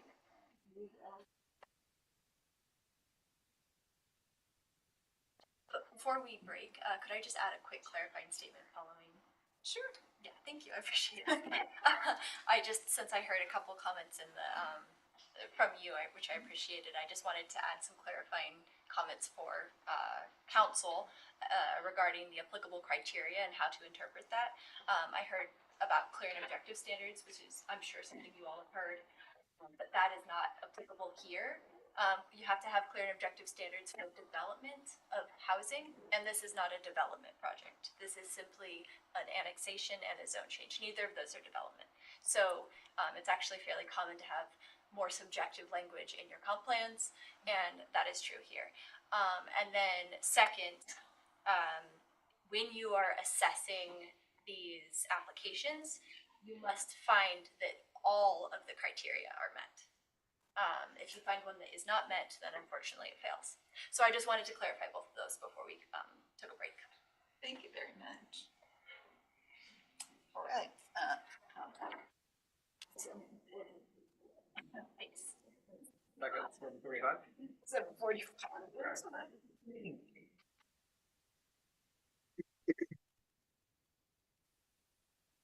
All right, where's the candy? Where's the candy? Stand up. Chris, you're here. Oh, yes, I'm here. Red licorice, something.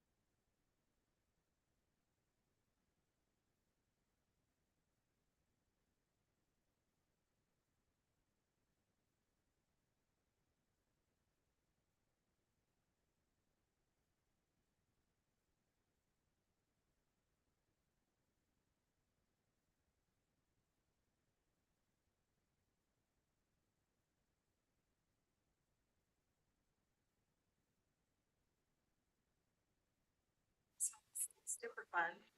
And we decided to use one of you here over the city all of the way to. Small isolated attractive there.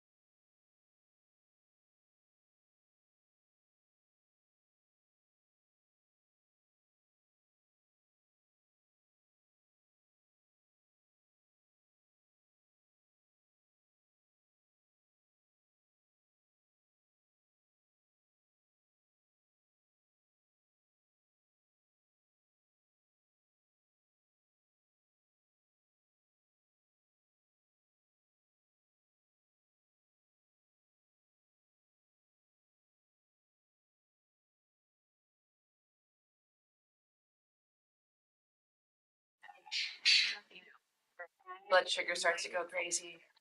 On edge. Depends, right, thank you. Oh.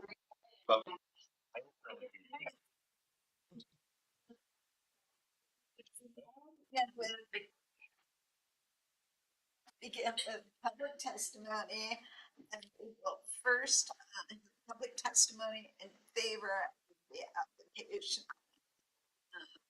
And we have two individuals providing public testimonies, and I would remind you that each individual will have 3 minutes to present, and unfortunately, I'm the evil timekeeper, so it's nothing personal. Okay, our first presenter is Jerry Wolfcott. Yes, thank you. Just a reminder to project. The microphone's up in the ceiling, so you don't have to look up to speak, but just make sure you project out. Gotcha. If you're just talking to Councilor McMorrin, the microphone may not pick it up, so Okay. thank you. I'm Jerry Wolcott. I'm here in support of the Phelps development. I've lived in this community for a long time. I've lived in the neighborhood that this development will be occurring. And I live on North 10th Street. I've lived here for well over 20 years. And it's a great place to live. It really is a great community. We have great schools. We have well-run city government. We have good jobs in the area. We have great neighbors. And it's a great place to raise a family. And that's why we moved here over 20 years ago. And I want to make sure that that continues on. But in order for us to continue on this upward trajectory that we've had for a long time, we need to have affordable housing. And I think 9th Street is a great place for this to happen. We've already started it in my neighborhood in North 10th Street, and I'd like to see that continue on 9th Street on the other side of the block. Clearly, the road needs to be widened, it needs to be improved, and I think development is one way in which we can see that get help. What I really don't want us to see, is to have us turn into Corvallis. Corvallis has been famously anti-growth and anti-development for decades, and now they're reaping what they've sown. They're having problems attracting families because families can't afford to live there anymore. And as a result of that, they're also having problems with their schools. They have fewer and fewer students, and pretty soon I project that they're probably going to start closing some schools too. I just don't want to see that happen to our community. We're already kind of behind the 8 ball as far as housing. I'd really like to see us continue to go down a good trajectory and start developing some more of these affordable homes. Our city has the infrastructure capacity to handle the expansion. The development appears to meet the criteria for approval, and I urge the council to approve this development and annexation. That's it. Thank you very much.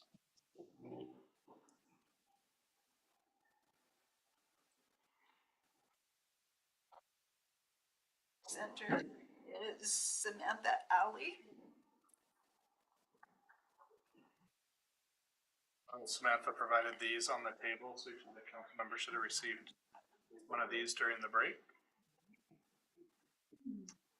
I'm Samantha Alley. I'm a real estate agent who started her career in Philomath about 30 years ago. I live in Albany. Part of the reason that I live in Albany is because it's not affordable to live at the time when we were doing our family in Philomath or in Courthouse. So we moved to Albany.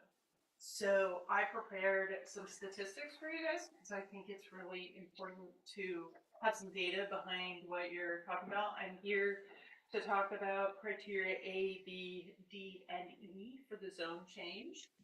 The criteria is the adverse impact on the adjacent properties. I actually think that Linda talked about that pretty well, about what's there. There are 3-story developments already over there. I happen to have sold them when that subdivision closed long ago, and those units are there, and they are 3 stories right next to the property.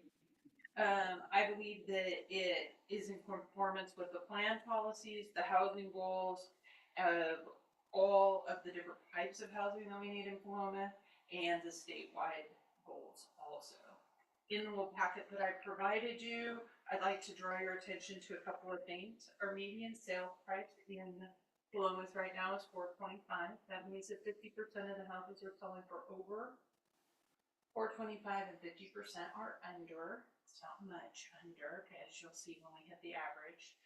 In this year, we've had 29 of those sales, and the list price year to date is 99.9% of list price on average. So a few have gone lower, but a lot are hitting that 100% mark.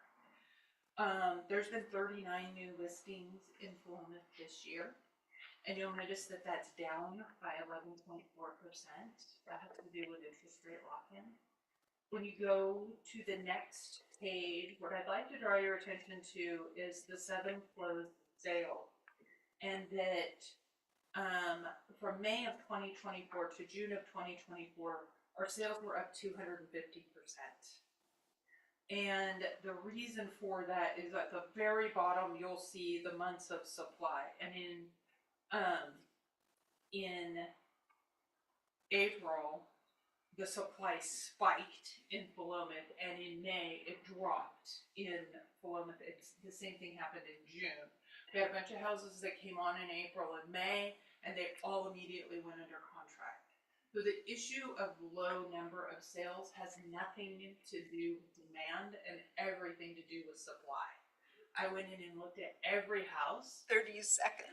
Yeah, it's like 30, no, it isn't. It's 84 total days on the market. The median days is 60. No, I mean, you have 30 Oh, 30 seconds, sorry. So we have 7 active houses. 6 of those are in the Mill Pond. We've been borrowing houses from the future because they're future builds, and there's quite a bit of stuff that's under contract.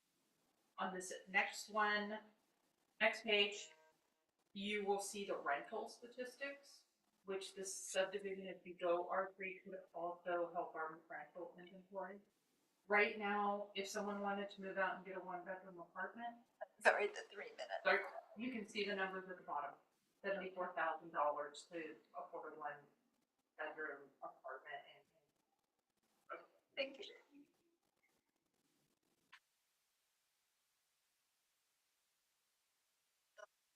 Proceed to testimony and opposition of the application. Here is Bill Moore.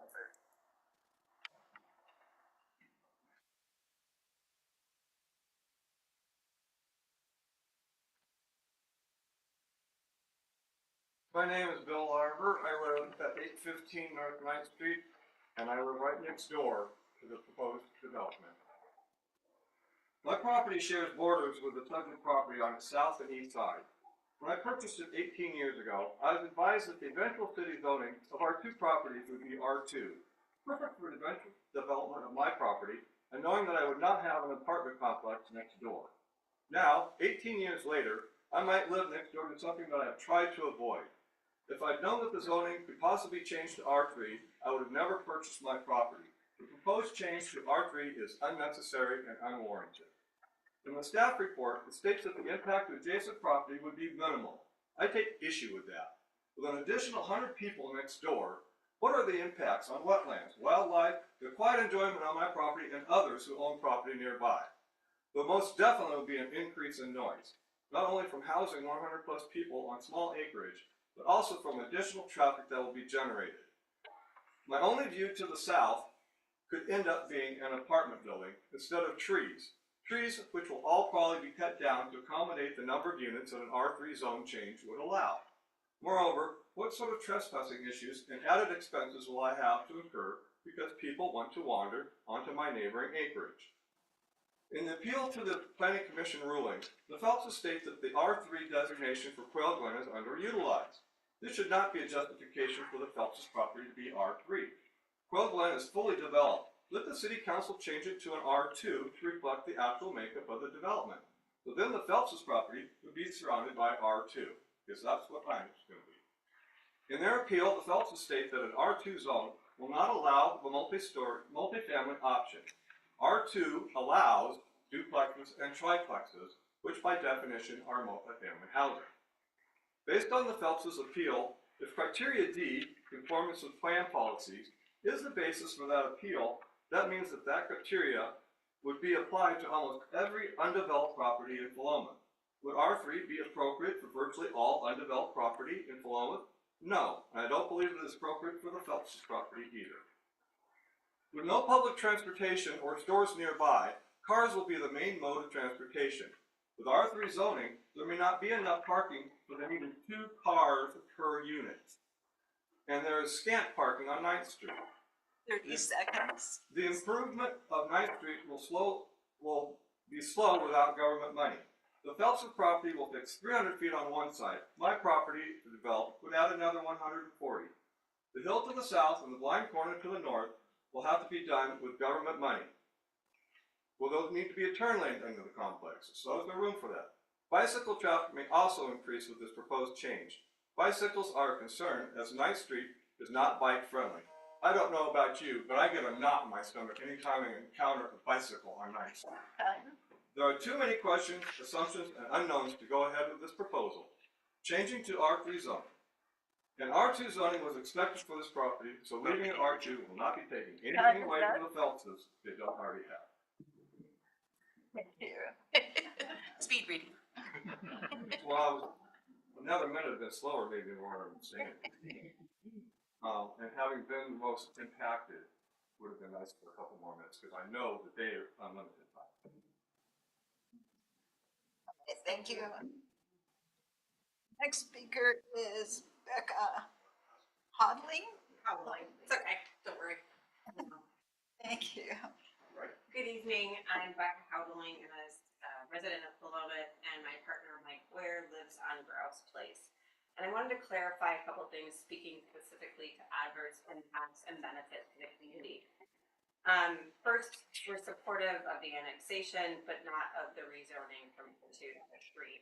Specifically, I'd like to draw your attention to Exhibit D of the application, of the applicant's application, which shows the topography of the site. The area is hilly, with the subject parcel being higher in elevation than most of the abutting parcels to the east and to the south. As the applicant has said, some of these houses are 3-story, but if you look at them, the garage is on the bottom, the first floor, the second floor, because they're built into the hill. So if you look at the planning or the staff report to the Planning Commission, it specifically says that R3 zone allows for taller buildings, and taller buildings on a parcel that's already above will appear even taller than what would be approved at like the same level. And as the staff report to the Planning Commission on page 10 states, setbacks and screening may be required to protect surrounding properties from adverse impacts, but these are relatively ineffectual tools the city has to mitigate the building height in adjacent neighborhoods. So in the staff report, we already talked about that the adverse impacts are not going to be mitigated by the tools that the Planning Commission has. There are other options. Maybe that apartments are needed in the city of Philomath, but apartments make sense near services and community amenities. This location is not served by a bus, and as someone who's very familiar with the transportation system and transportation options in Philomath and Benton County, I have a hard time envisioning a bus ever operating on 9th Street and West Hills. Lastly, we acknowledge the need for housing and a range of housings, but this is not an appropriate location for R3. And as the applicant and the staff report has said, housing of all types, including R2 housing, are needed in the city of Philomath. Thank you. Thank you. All right, our next speaker is Al Davis.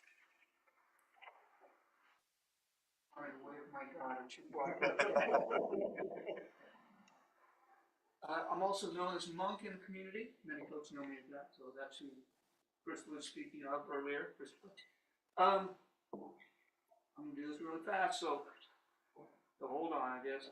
This, again, I am in agreement that we're not opposed to the annexation, but zoning is something that we're concerned about. My name's Al Davis, my wife John L. here. We both live in Philomath, very near the site. We believe that upzoning the parcel of described PC 2403 from medium to high density subverts the intent and relevance of the comprehensive plan. As drawn, the current plan defines an orderly R2-R1 buffer to the north of Philomath. Small incremental changes like this interrupt the logic of the comprehensive plan, and approval of the amendment would illogically place additional R3 zoning adjacent to R1 zoning, that's across the street of 9th Street, and threaten community cohesion, compromise quality of life, all the things that have been mentioned earlier. To this end, I think it's imperative that as a community, we employ whatever means we have to compel pragmatic expansion, not stymie annexation, but to ensure that we recognize and respect the merit of the comprehensive plan. That's the key. We spent time building the comprehensive plan, let's use it. So it's further imperative that we review the zoning amendment criteria. We've talked about it, and it's, I don't know exactly where it is, but it's on the zoning change criteria set forth on page 9 of the staff report, and it's demonstration that the proposed plan designation is more appropriate, and those words are key. It's got to be more appropriate. When it's stated by the applicant that it doesn't adequately, that we or the planning commission didn't adequately justify the denial of the zone change, it's not necessary to have a strong denial if you haven't first proved that it's more appropriate than the current plan designation. And I haven't ever seen anywhere in there where you have stated or shown us some compelling reason why it's more appropriate than somewhere else, why R2 zoning somehow isn't as good as R3, when, gotta find, Eco Northwest 2021-2041 housing needs analysis suggests that R3 development, it doesn't anywhere state that R3 is more valuable than R2. It basically just states that we, along with the community, needs both R2 and R3. How many? 30 seconds. Okay. In addition, there was also a lot of talk about the adjacency of of what is R3 zoning, Quail Glen. It's built to an R2 standard, which to me means that this, again, the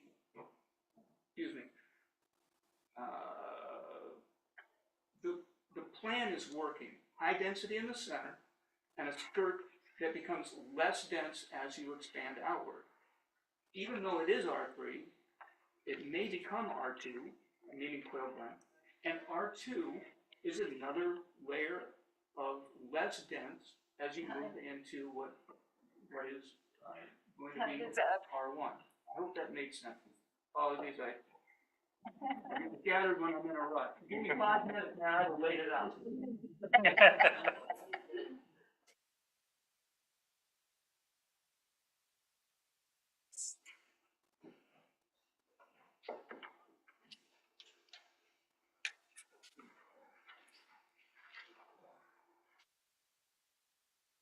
Mike Gannis, I live on Maryland Drive. I submitted comments to the planning commission last month. I believe you all have those, so I won't waste anyone's time on that. Except to expand on one thing. North 9th Street, any changes, R2, R3, any developments are going to have to be contingent on improvement of that road, because right now it's ridiculous. In particular, there's a hill halfway between the Phelps property and Main Street that's about this wide with no sidewalks. In addition, there's changes are in the works. That's been planned for years. No schedule, no funding, no plans for funding. The other section of North 9th Street isn't even mentioned in the original notes. That's the section north of the Phelps property, where there's a blind S-curve that people take at about 45 miles an hour, sometimes faster, even though there's a sign that says speed limit 30. Putting in a development at that point is really risky unless you actually put a side street with a cul-de-sac so that, you know, you aren't just coming out of a driveway.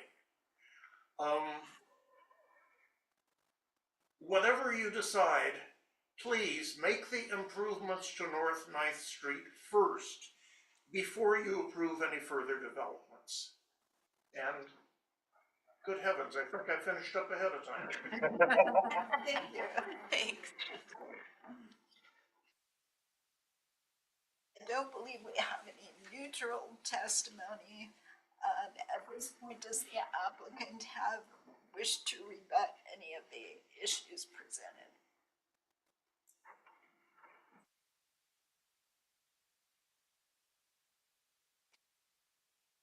Just like to make a couple quick statements as a follow-up to the public testimony.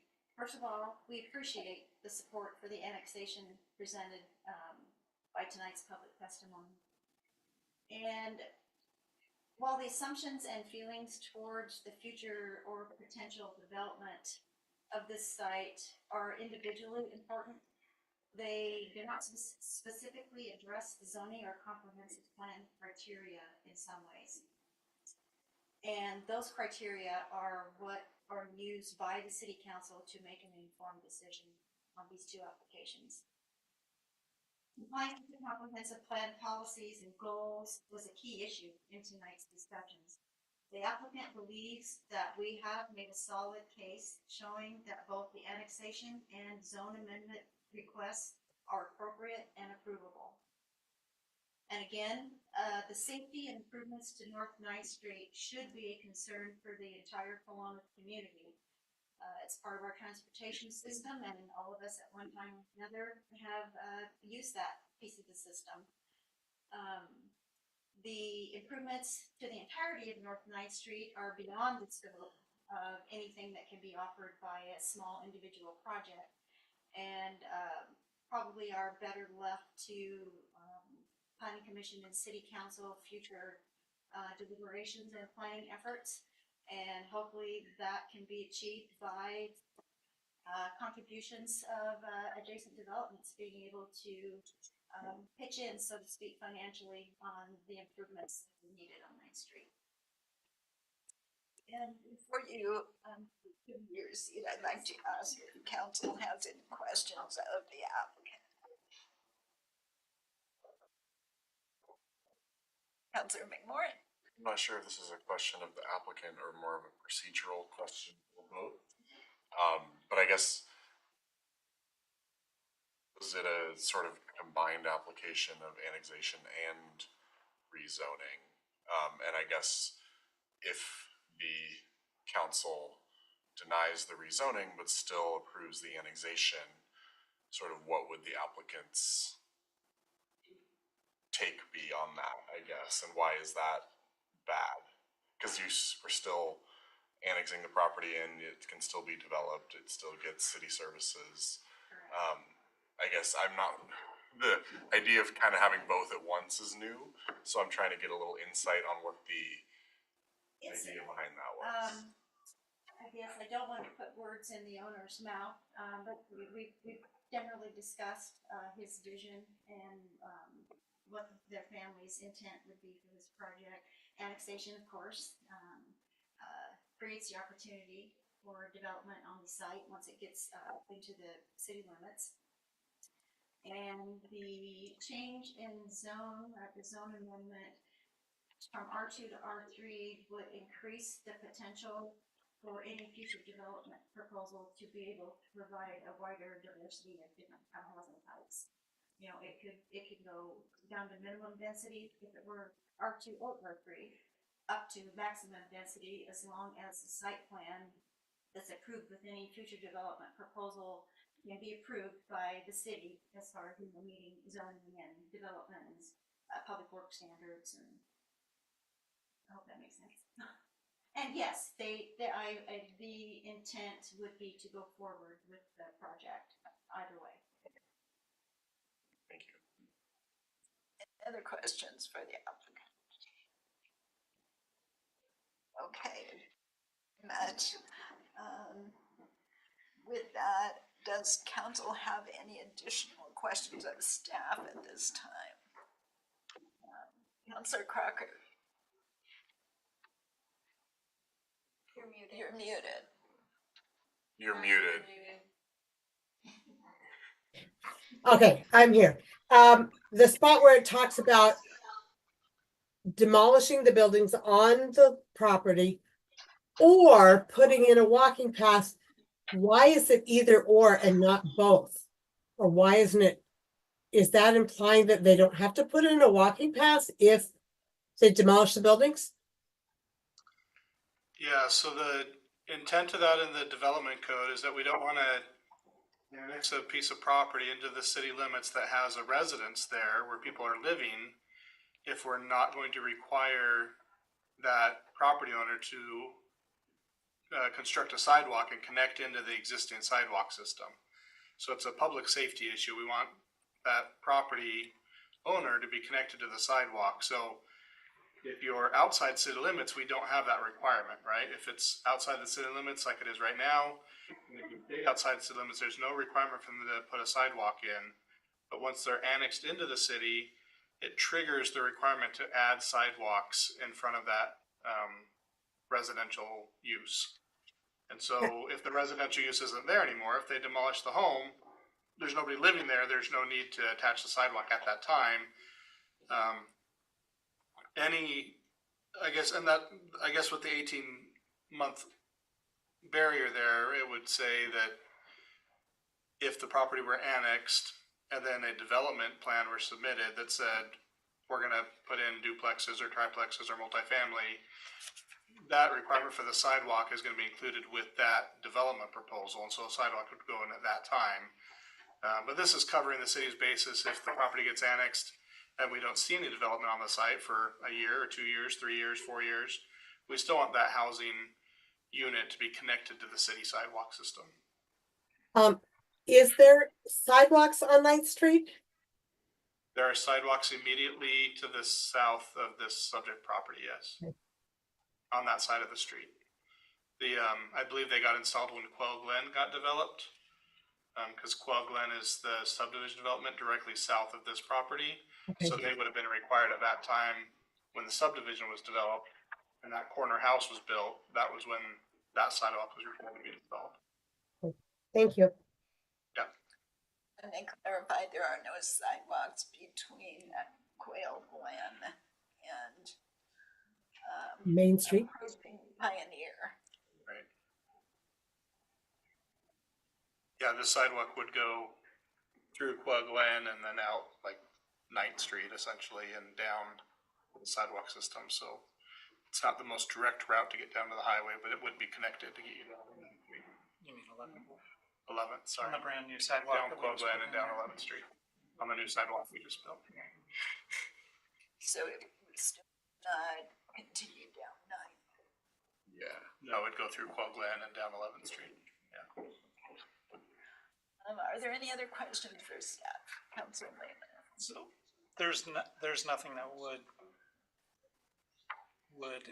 just allow the applicant from reapplying during the development process for a zone change, similar to what we just talked about with properties on Chapel and at Mill Pond. As they submitted the development plan, they could also apply for a zone change. Is that correct? That's a great question. I'm gonna look to legal. I'm so sorry, I missed the question. I was trying to plug in my charger. The applicant to reapply for a zone change, say a year or two goes by and they have a subdivision or say a multifamily unit development and they wanna come in and do a site plan for high density housing and a zone change again at that time, can they reapply for a zone change? Yes, I would want to confirm in your code. Some codes, I haven't confirmed in your individual code, but some codes have a time limit, meaning, you can't reapply for something that's been denied within a certain time period. But I would want to check your code. But typically that is a limit. So after that time has passed, you are able to reapply. Nothing comes to my mind immediately of any type of time frame, so I think our code is moot on that. I don't think it speaks to. If it's silent, then yes, nothing is stopping you from that.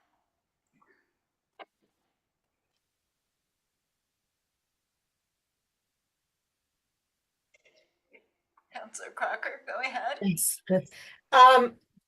Wasn't there a fairly significant fee for the appeal or the asked to be changed zoning? And would that fee have to be paid again if it was denied and he wanted to ask again? Did that make sense? I thought it was $3,000 or something like that. So it's $3,200 for a zone change. Yep.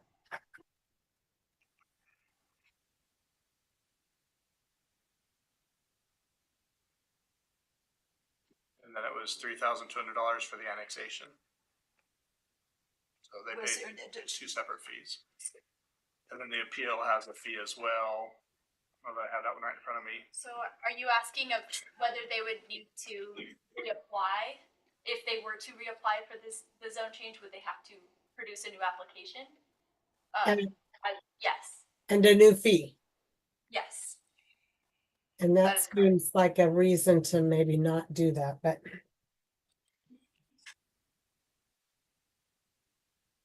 I think it's a good question to see. We're laughing with you, not at you. No. Are there any additional? First.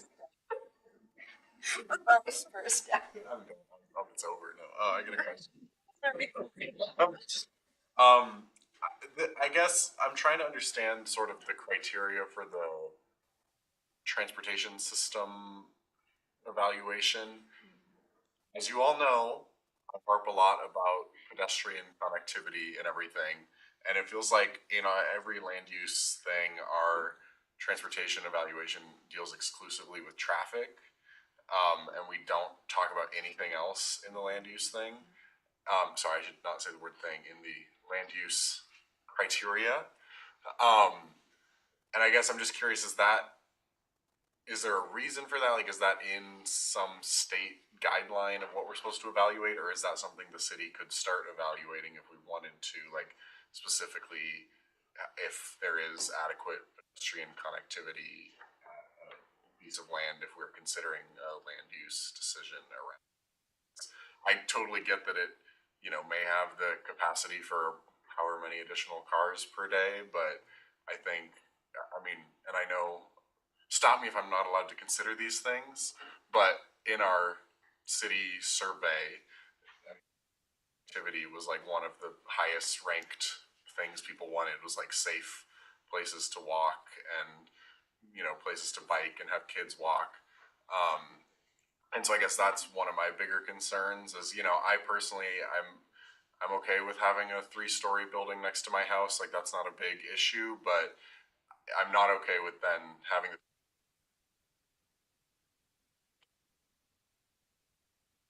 school. And I think it's a little different than some other land use decisions we've made where they've been right next to schools or right next to a bus line or right next to existing sidewalks. So I guess that was just my question, is like, is something like access to transit or access to adequate pedestrian routes something we could start considering in those criteria? So we do consider it when we look at type 3 site design review. One of the criteria there, in addition to vehicle automotive traffic, is to look at accessibility, and we look at pedestrian connectivity. I can give you examples of subdivisions that have been improved when we've made them connect to the school, for example, or connect to other parks. But primarily we look at the sidewalk connectivity as kind of the first one, and we're not to the point where we're looking at sidewalk capacity. It's just if you're connected to the sidewalk, then you've got capacity, right? I don't think we have any trouble where a sidewalk is overcrowded, not big enough. It's really just a matter of if you're connected to the sidewalk system, then you've got that pedestrian connectivity there. We don't go a lot further than that, again, unless we're looking at a subdivision or a larger development that's adjacent to a park or a school or something.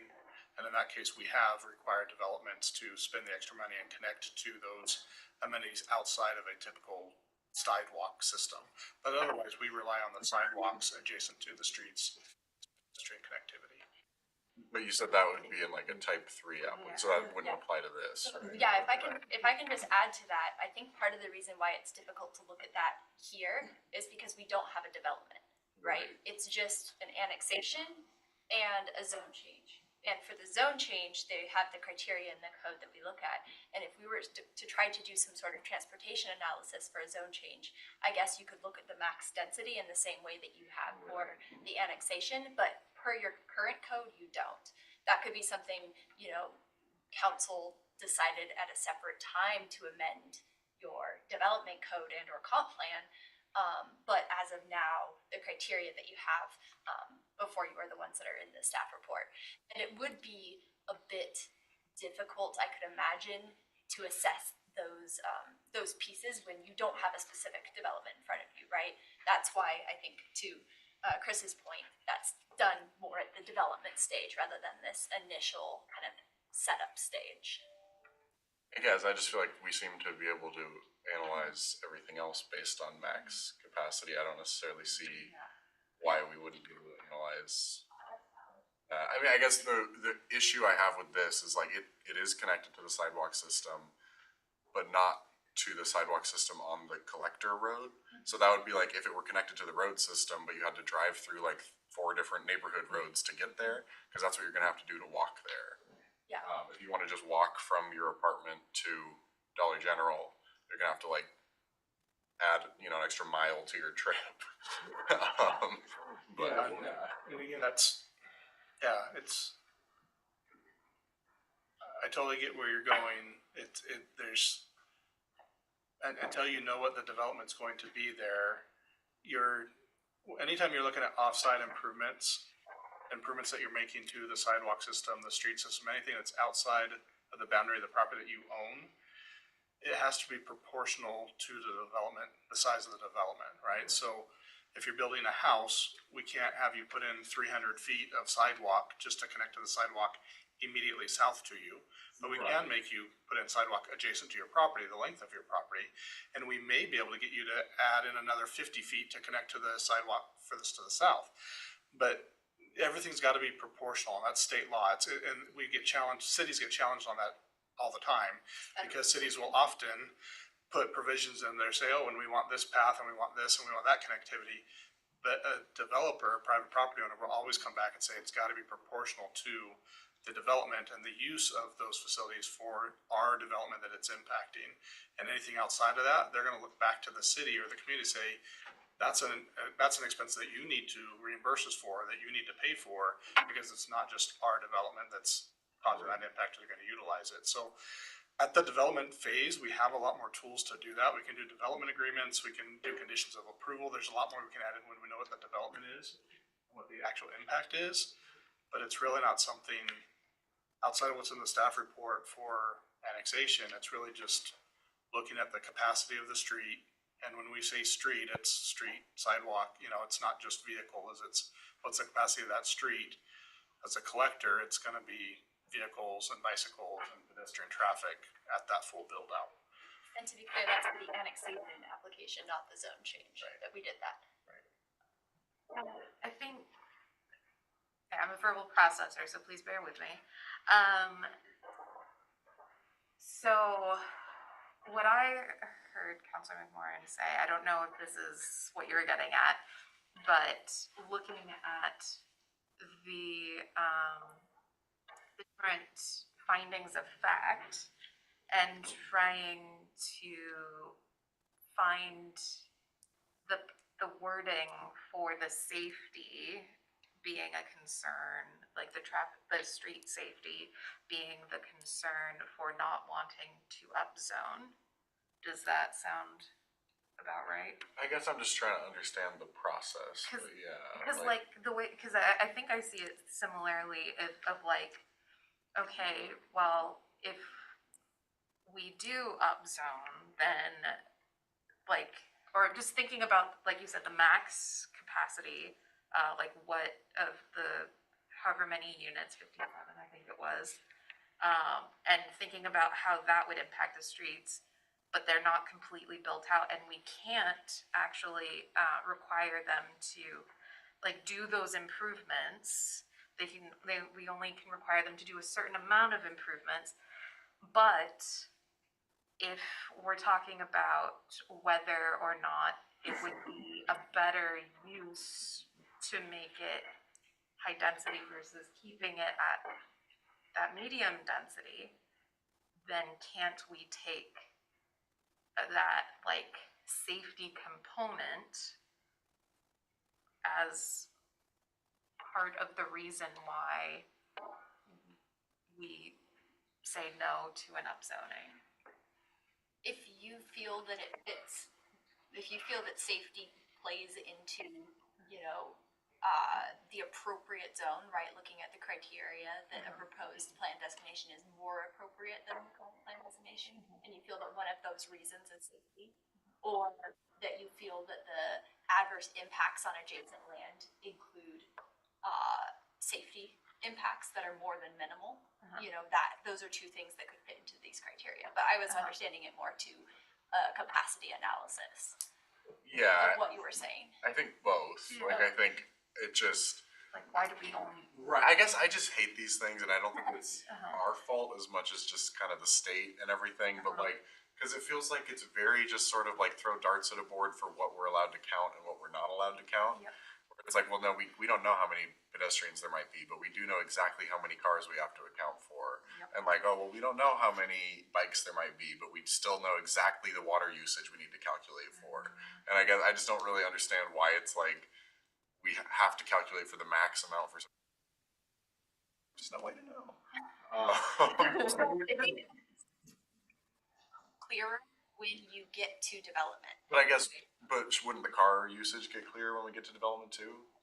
Yes. But that's already in here, I guess is my point. So Like, it just feels like we should either calculate everything or just wait for the development. Like, this is like a sidebar, I guess, for me.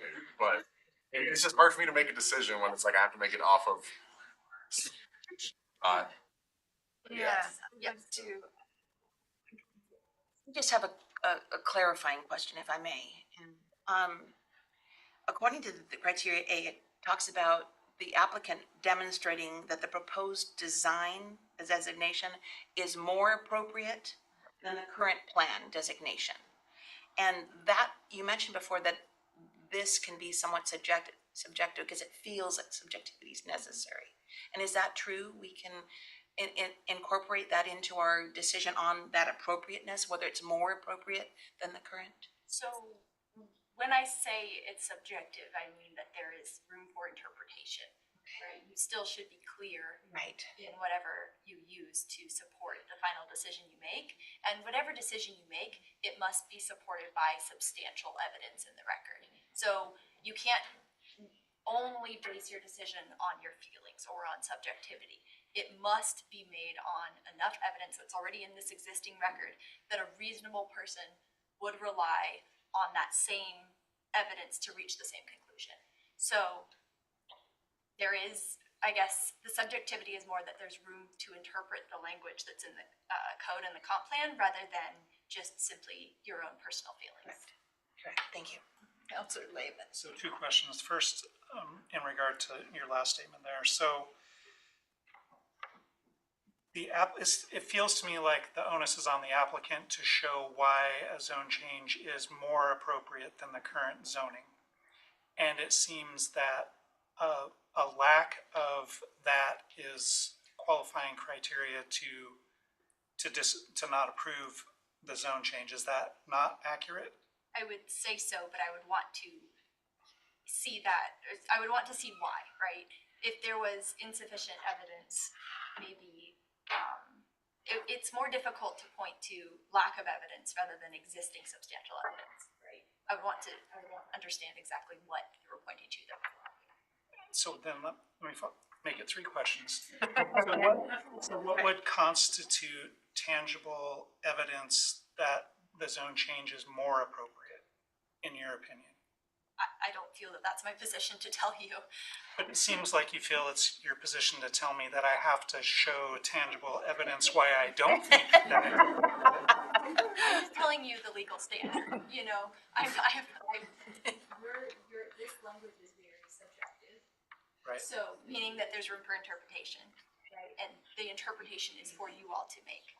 So regarding what evidence you should address and not address, that is for you to decide. And so then the final part of that question is then, is this advice that you're providing us so that we don't potentially get sued because of this decision, or is this because of something else? It's so that you can make a decision that doesn't get the city in trouble, yes. You want to make your decision based on substantial evidence, that's the legal standard. Counselor Crocker?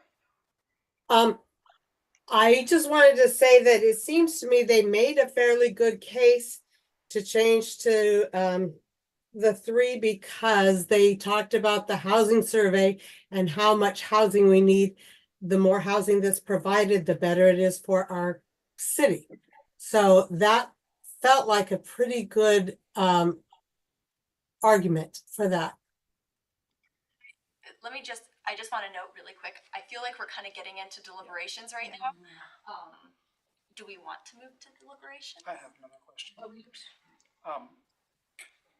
So when we do an development within the city and there's a city street adjacent, we often require the development to bring the city street up to standards. In this case, the street is a county street, and so does that same criteria apply? And what does that look like? We do apply that still, even if it's a county road, so we would look to them to bring it up to city standards at the time of development. Okay, so then like the development that's done on Maryland, it didn't meet that? It was outside city limits at the time, so it didn't. But I looked at 15th Street, South 15th along Mill Pond, that was a county road that was all developed. Chapel Drive will all be approved at the time. It's phase 1 and phase 2 hasn't, but with the Mill Pond development, they're responsible to improve that entire north side of Chapel Drive. So even though it's county road, the city's requirement to improve it to city standards still applies. Awesome, thanks. Okay, before we move into further deliberations, I need to ask if there is a request for continuance.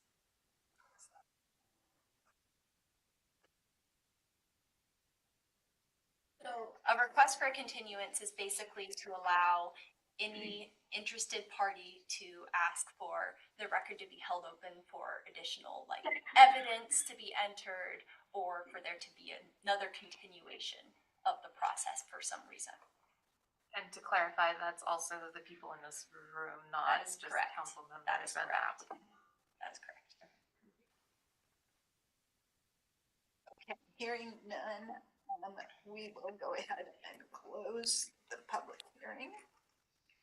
And at this point, we'll move into council deliberations.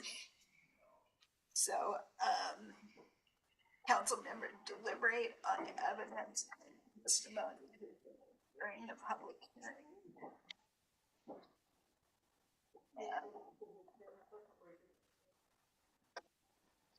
Did the applicant waive the 7 days? I'm sorry. The part where the applicant has it, waives the 7-day period.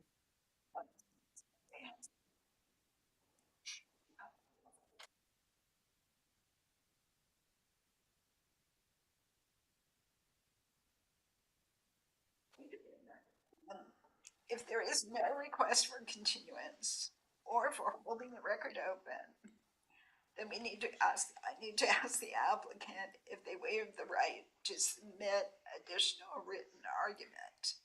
Does the applicant waive its 7-day period to submit a final written argument after the closing of the record?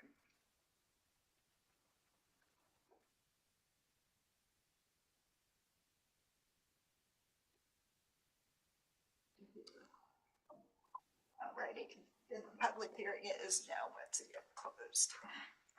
And we'll move into council deliberations. I'd recommend that we just deliberate on the annexation first and come to a conclusion there, and then we can move on to the zone change after, just to keep it simple. Is anyone against the elimination?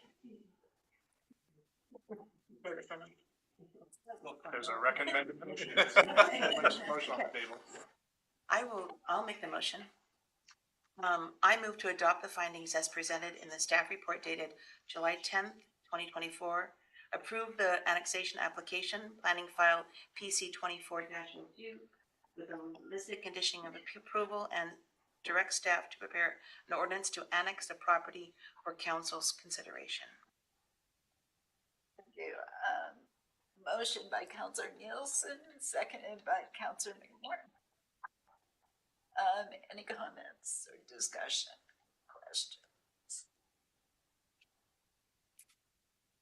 Favor, please raise your hand. Does this need to be a roll call vote? Does not need to.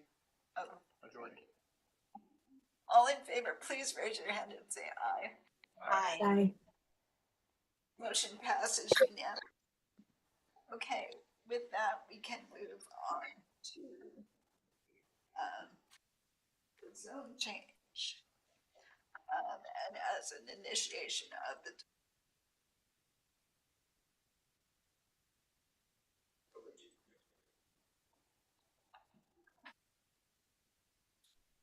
Just comments, Yeah. maybe she could Oh. finish.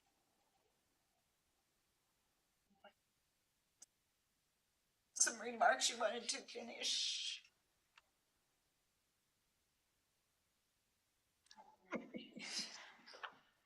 Diane, can you hear us? Yes. Okay. I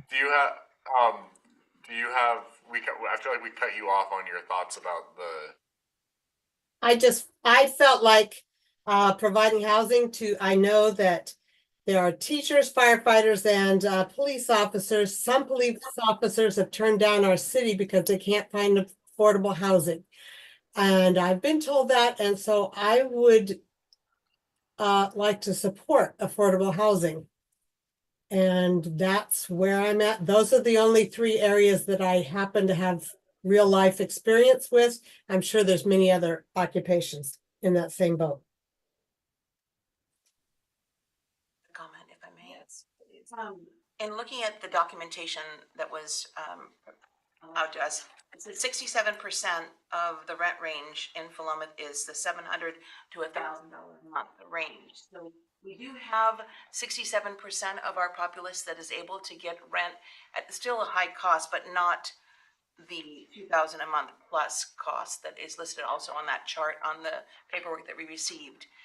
But I do have great pause in that I'm not sure and committed to that the new proposed plan designation is more appropriate than what we currently have. And in thinking about, and I realize fully our comprehensive plan and have read it, and I know the housing requirements that are needed for our city, but I still believe that overall judging if I'm understanding correctly, we can still have duplexes and triplexes, correct? It doesn't require single family homes. Is that correct? So we could have duplexes, triplexes. Single family, Well, correct? you could have, R2, would that allow, it allows duplexes and triplexes, correct, on R2? It allows for single unit, duplex, and up to triplex. Okay. Once you go to fourplex, it's considered multifamily, which Okay. requires the R3. Okay. So, and as Diana's mentioned, I do agree that there are a lot of individuals that need housing, but I do think that R2 provides housing. We're not saying we're not providing an avenue where people can find the housing that they're looking for, even with the zoning of R2. I just remember if there's a preponderance of the evidence that pushes that over the limit where it has to be an R3 instead of an R2. I'm not there yet, to be honest with you. I just don't think I think that we would be meeting needs with an R2 zone designation as it is currently.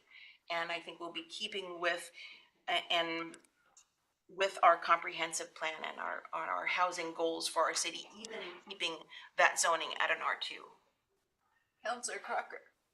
I'm just going to speak up again, sorry, that the R3 gives twice as much housing, so twice as many people will get housing as the R2. That's all.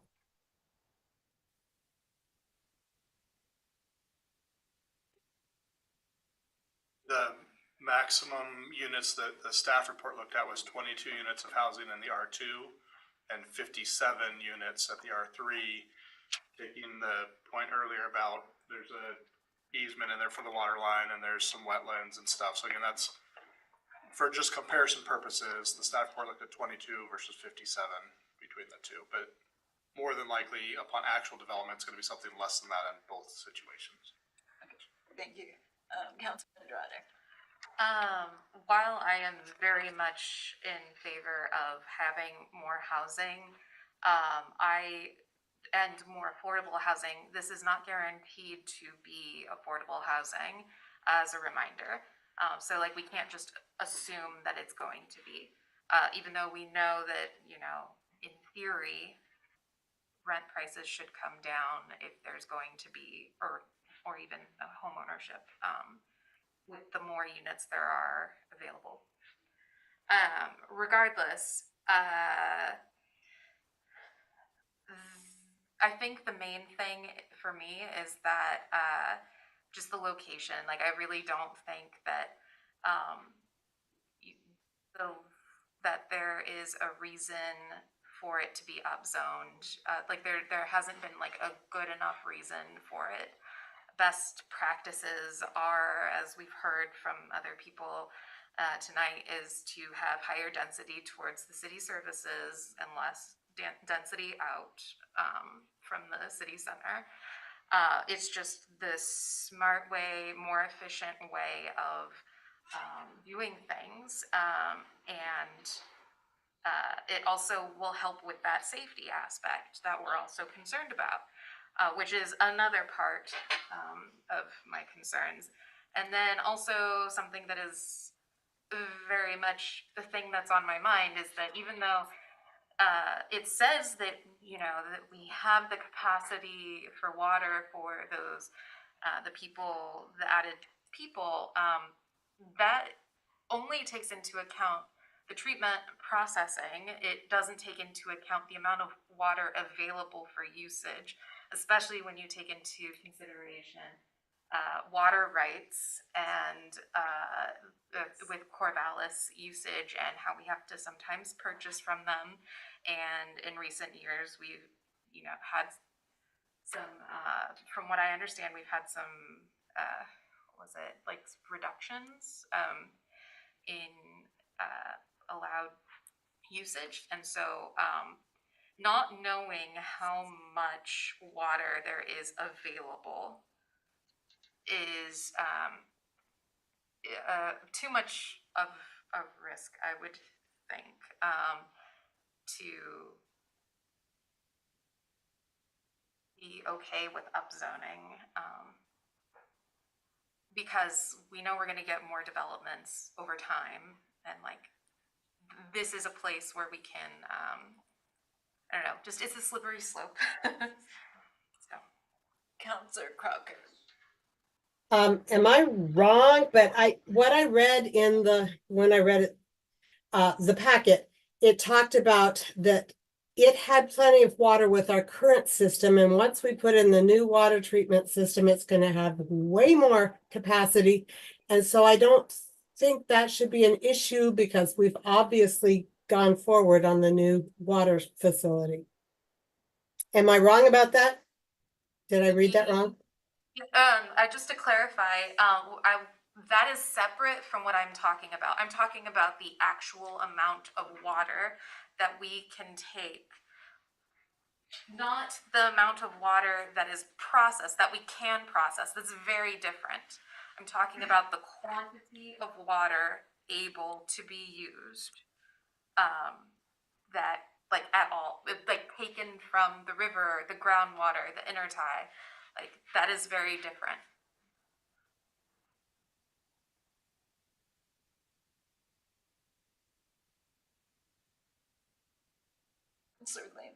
Yeah, I think I keep getting stuck on this more appropriate clause also. We just, in recent memory, upzones a couple of different developments so that we could put higher density housing in. The comprehensive plan calls for all types of housing development, and I don't feel like the applicant has made a compelling argument why it's more appropriate to upzone this particular parcel of land, given that we have upzoned some other parcels of land which, as we discussed, are adjacent to transportation networks, adjacent to parks, adjacent to the schools, which seems much more appropriate to do the upzoning in those types of circumstances. do want to comment a little bit about the water and transportation, all that stuff. We have to go with what is acceptable data. And the acceptable data says that we have enough water, that the road can handle the extra transportation, that there's a way for people to walk or ride their bike away from that property and get to city services. There just is. You may not enjoy that type of development, but it's also kind of a buyer beware type of scenario. So if there's only one parking space for each apartment and you have 3 cars in the household that you want to move into that apartment, don't move into that apartment. It's pretty straightforward.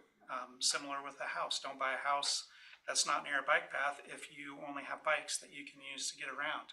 So we can't legislate preferences and things like that.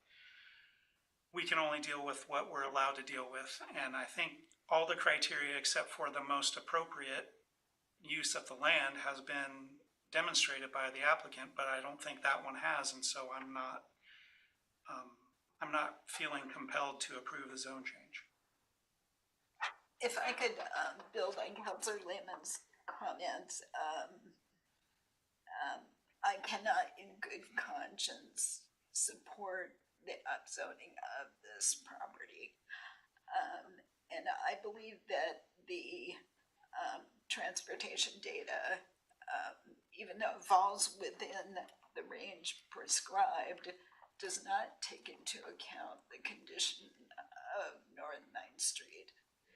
And it is simply not possible on that road to pass a cyclist or a large truck. Yeah.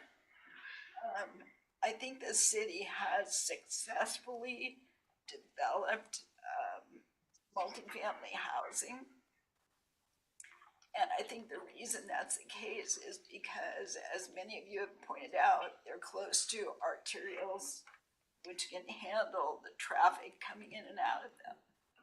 Now, granted, this property and this development are not going to be anywhere near the size of a boulevard or Oak Springs, but there are going to be a lot of people coming and going, and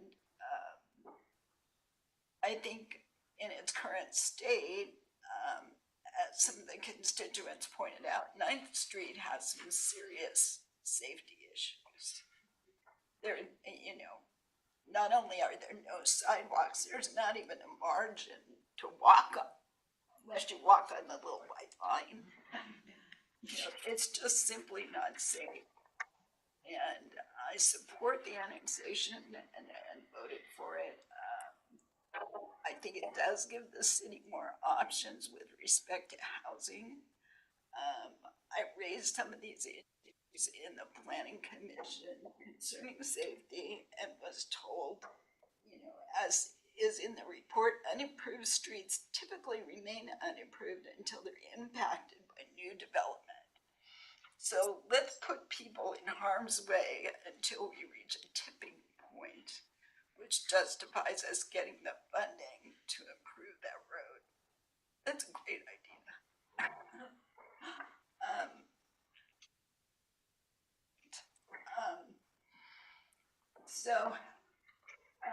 This is the reason I can't support the zoning.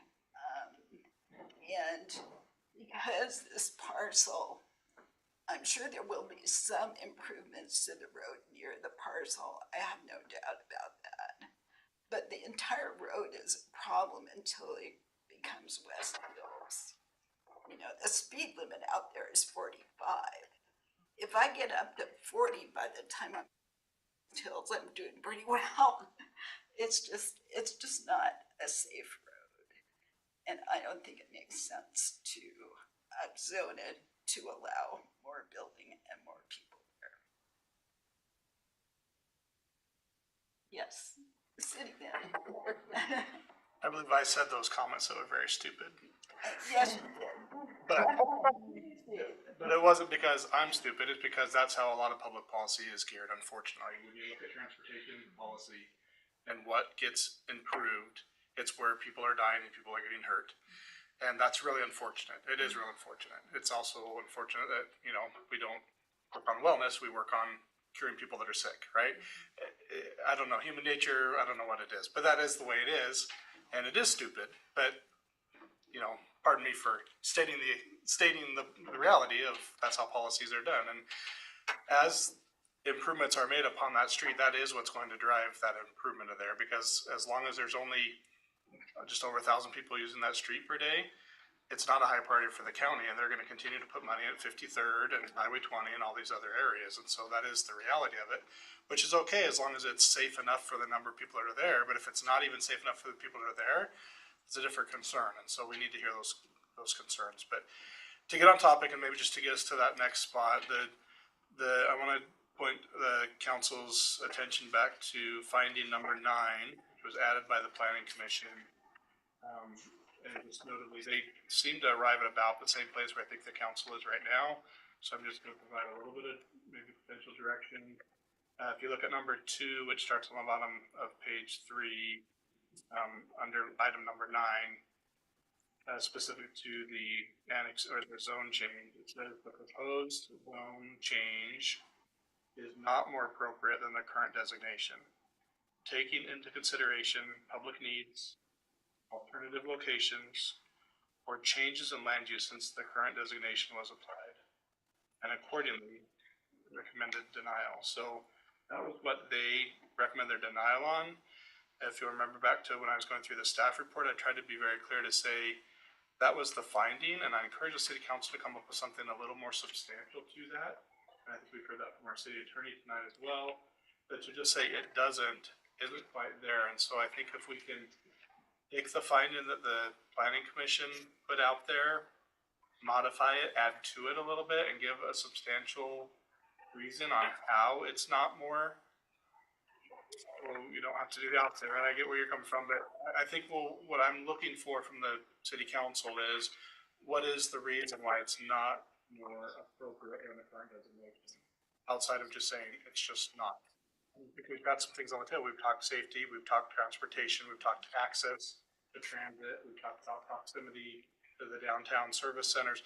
I think there's some things out there we've heard in your arguments and your reasoning, but I think it might be good to kind of voice those in and maybe look to amend this finding to be a little more specific, to get to a comfort level where the city council feels like this is the reason why the zone change to R3 doesn't seem or is not more appropriate than the R2. So I think if we can give voice to that, and we've heard it, but if we can have somebody give voice to that, I think that can get the council where you're looking to go. And if I can just add to that, there's also the second criteria in that list, which is the adverse impact on adjacent land will be minimal, which is what I've heard somewhat from some of you potentially. So I guess just looking at those 2 criteria, I'd like to hear comments from you all directed at, you know, any of the applicable criteria you think might not be met. If I could suggest a couple of amendments, currently reads, the proposed zone change is not more appropriate than the current designation, taking into consideration public needs for all types of housing, not just family housing. And I would suggest alternative locations for multi-family housing, which are better served by fully developed arterials.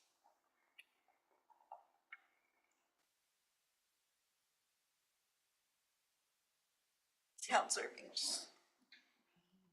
I'm not sure I fully got everything you said, but I guess I was also just gonna propose, so like if we just added something along the lines of like denied due to a lack of, you know, pedestrian infrastructure and lack of proximity to transit and existing city services or something. Would that like I still don't understand what we're allowed to say and not. You have to base your decision on the evidence that's been presented to you tonight in comments, and also what is written in the record. So rather than just knowledge, like your point is valid regarding the water, right? But no one mentioned it, spoke about it tonight. No one entered written testimony on that point. So that particular point, you know, I would not advise you to consider when you're drafting those findings. So anything that anyone talked about, you can take that into consideration when you're actually speaking to these findings, or these criteria, I should say, and writing your findings. Does that help? I'm not sure. You mentioned about the adverse effects to the property. Adverse would be neighboring properties, so that people mentioned about wildlife and about quiet and about disturbances and about traffic. Would those be appropriate to add to this reasoning? I would say so, because I heard testimony Yes. from many people to those points, right? So they, by speaking, they enter that into the record. So you can take their comments into account and make your decision. Those particulars could be added as adverse. Okay.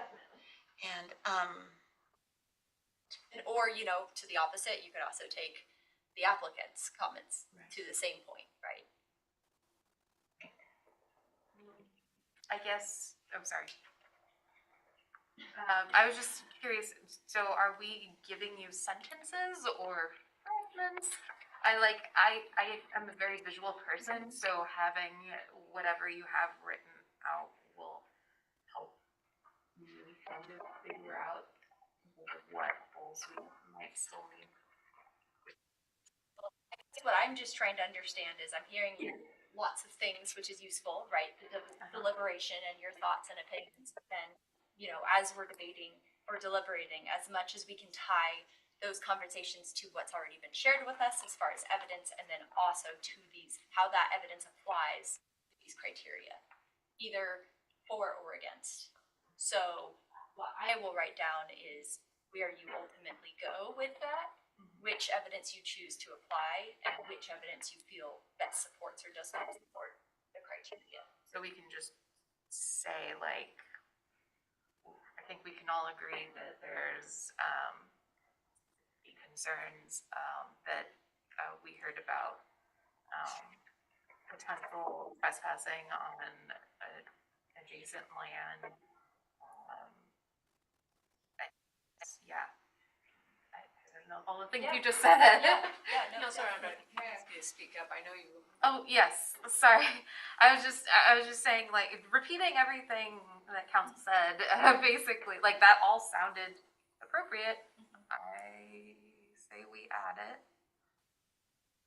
So what I'm hearing you say is that you feel that there are adverse impacts on adjacent land? Yeah, I guess I'm confused because you had said that you needed, it sounded like you needed more details on that. Or I guess, no, I heard the apologize. I heard the details, but I guess what I was looking for was a connection between a statement that the details that have been stated apply in some way to the criteria that is present, right? It's often just like a connecting of the dots. Yeah. So as if, I'm sorry, may I interject something? So could it be that the adverse effects of that development, the change, do not, well, let's see, contradict more advantageous benefits of rezoning? Or something of that sort, so that we show that one has more weight than, it doesn't show the more advantage or more, I'm just trying to figure out how to word that. Yeah, I mean, You know what I'm saying? the criteria in order to approve is that adverse impacts on adjacent land will be minimal. Right. So if you do not believe that that is accurate, and you believe that there's substantial evidence that has been entered into the record that does not support that, then we would just want to state that. So, Councilor Crocker? A couple of things. First, I would prefer no one to say we can all agree, because I think that I'm not necessarily agreeing with it. So just clarifying that. And then the other thing is, if we say somebody might walk onto someone's property, wouldn't that happen in any building with one house or two houses? I mean, I think that's pretty out there as far as saying that somebody might walk onto my property, so we shouldn't build there, is not a fair statement in my thought. I know that it was testified this evening. I did hear the man say that. But it's not a very strong argument. Do you have a comment? Oh, Councilor McMorro. Personally, don't think I would support adding the adverse impacts piece as much as I would support trying to articulate to Councilor Lehman's point why it is not a better use. I would rather focus on that piece than why it's a bad use. Just because I also really get that high density equals bad. And think like, oh yeah, if you have high density, then there'll be all these problems that any kind of housing would have. So I guess I would prefer to focus more on the piece of our existing comprehensive plan says that this should be medium density following our urban growth expansion. Demonstrated that high density is a more appropriate use than medium density because of blank, blank, blank, rather than high density would create adverse impacts of blank, blank, blank. But that's where I'm at. But she said we can't do that. What? What? You said we couldn't do that. You could do that. You can use any of the criteria that are in your comprehensive plan, including the more appropriate. And he lists, I think the difference between what you both said, as I heard it, and maybe I misinterpreted, but what I heard you saying was that we should say the applicant did not demonstrate to council that one use was more, or one density was more appropriate than the other, and just leave it at that. And I think what I was hearing from you was that we should specify and clarify why that is.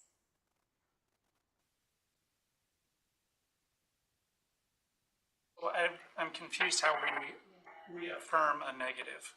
Like, we have to demonstrate why they didn't demonstrate that the use they propose is more appropriate than what is already there. And it just seems to me like they just didn't demonstrate why it's more appropriate. End of sentence. Can I give it a try? Sure. Here's what I've heard, so I'm just putting this out. So again, look, basing it on finding of fact number 9. The proposed zone change is not more appropriate than the current designation, taking into consideration public needs for all types of housing, alternative locations that are on improved streets, could better serve high density housing, are more adjacent to transit amenities, and that's period. So it's essentially what the planning commission came with, but you're stating the specifics on how is it taking into account public needs, and you've talked about the need for public housing, and then taking into account alternative locations, and I've got like 3 things listed in alternative locations about, I've heard again, it's not close to transit, it's not close to the downtown area where all the services are, and it's not on a street that's improved sufficient enough where there's some safety concerns and other things there. So it doesn't have to be that wordy, but I think those would be 3 specific things that we could look at as to alternative locations that you could kind of hang your hat on essentially and say, these are 3 areas that we've got concerns that the applicant didn't convince us essentially that the R3 is more appropriate than R2 because of these 3 things on the alternative locations. Because there are other places in town that may be more appropriate for R3 than this location that are meeting these types of criteria. And from a legal point, is that enough of an evidence, in a preponderance of evidence as far as for that denial? Yeah, yes, it's That's just specific enough?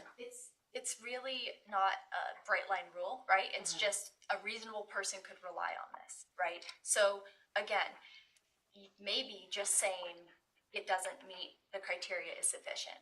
You know, it's quite possible that it would be sufficient, but I'd rather go above and beyond with the analysis that we do and ensure that, you know, we could say it also doesn't meet, but then we can have a belt and suspenders, right? So yes, I think a reasonable person could rely on that.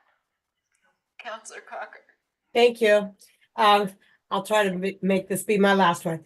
First of all, I wanted to say that I think the residents that live on 9th Street right now deserve a better road, and I realize, but it's a county road. Is that up to us to maintain, or are they gonna do that? The county maintains it. Well, can we complain to them? Monthly. I'll complain to them. Okay, and then the other one was, we were talking about affordable housing. And I know there are no guarantees, so I did hear that loud and clear and understand that. But if it's a duplex, the price is probably gonna be higher than if it's an apartment. And that's just my last comment. Thank you.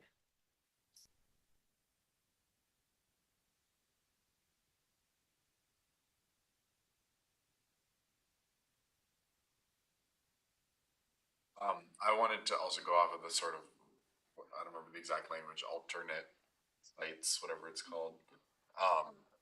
And I think to Councillor Crocker's concerns, which I share 100%. And I think if this were a proposal to build on a vacant lot downtown, first of all, that wouldn't even come to us. That would just probably go to the planning commission. But I would be totally for that. And I think that's where my issue is here. It's not that I don't city housing. It's just that I do agree with the sort of, skirt analogy that was used, where we don't want to make a bowl by having higher density on the edges, which I'm a little scared is what we've started to do with some other developments. And I know we don't live in a perfect world. We can't always get what we want. But I think it even does talk about in our comprehensive plan of like specifically wanting to do infill in downtown and in areas that have connections like that. So I guess that's my issue with this, is just that they follow what we set out to do. It feels like a Band-Aid, and Band-Aids help and are important, but maybe it's a Band-Aid at a higher cost down the road to building in the middle of town in a way that will be more beneficial for the city to do upkeep and to have people be more connected.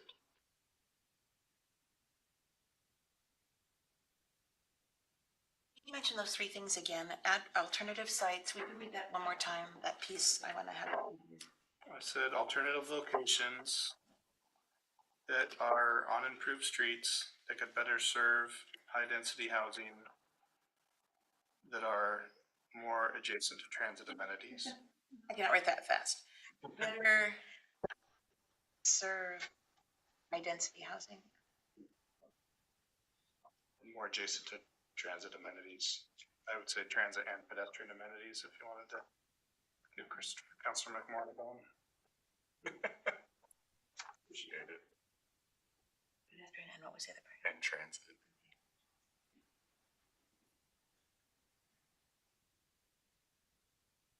We have, and I apologize to throw a wrench in this, but is this evidence that is in the record? Let's find out. Testimony on housing, we've heard testimony about the condition of the street and its ability to service housing. We've heard testimony about not being adjacent to transit amenities. We have. We've had testimony about pedestrian connectivity. Okay, perfect. I wonder if we could take a stab at a motion. Yeah. And can I just ask one more question before you do the motion real quick? Is it required that we only have that? We can't add any secondary things like the adverse impact? I mean, we only have one or the other. We can't do complex. You can do as many as you want. These are all the criteria that must be met in order to approve. But it only takes one to deny, but you could find that none of them are met. You can assess it however you want.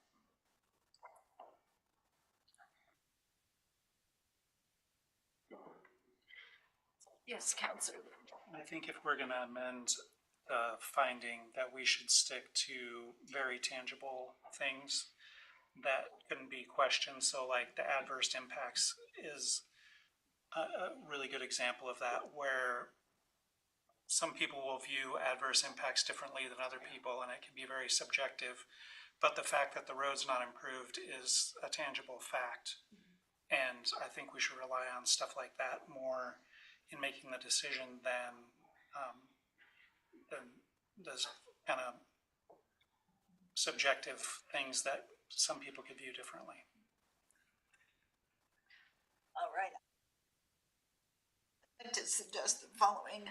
I move to amend the findings presented in the staff report dated July 10th, 2024 as follows.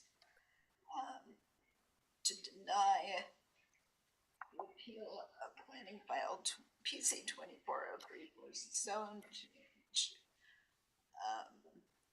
because the proposed zone change is not more appropriate than the current designation, taking into consideration.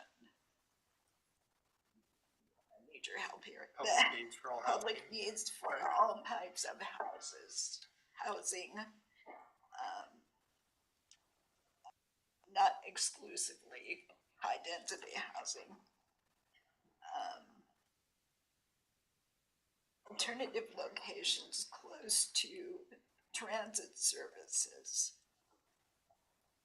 Perhaps alternative close locations for high-density housing close to transit services and near thoroughfares or on major thoroughfares that could support the number of units. You can probably.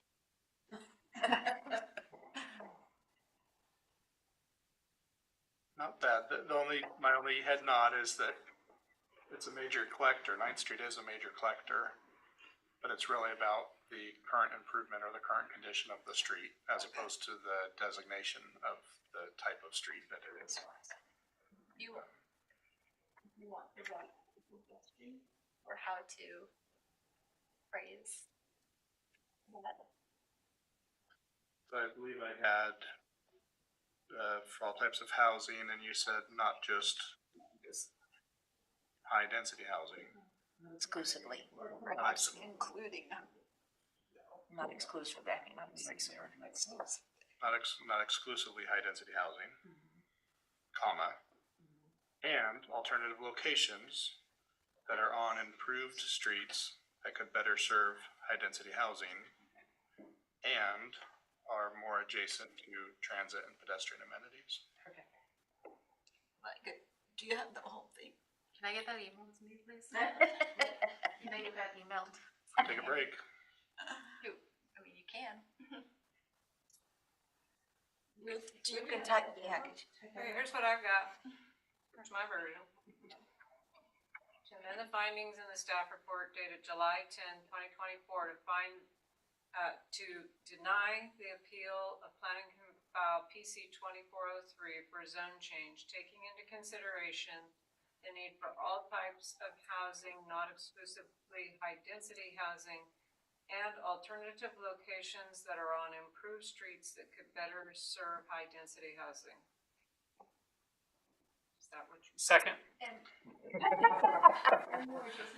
Yes, and more, Pedestrian amenities. correct. Like that? And more adjacent to transit and pedestrian amenities. Where is that going at the end? Added at the end. And more adjacent to. Transit Why and pedestrian don't we say amenities. adjacent to rather than Transit more and pedestrian. adjacent? Jason. And pedestrian amenities. I'm so jealous of Chaz right now. This forward process, the motion really needs to be to amend the findings. And so you could, because we're really focusing on finding number 9, I think the motion would be to replace current finding number 9 with the following. And you could also just direct staff to substantially comply with what's been put into the record, like to draft findings. Ooh, that sounds like fun. So we don't have to repeat this whole thing all over again. You know, we can go back and let's see the minutes and figure it out.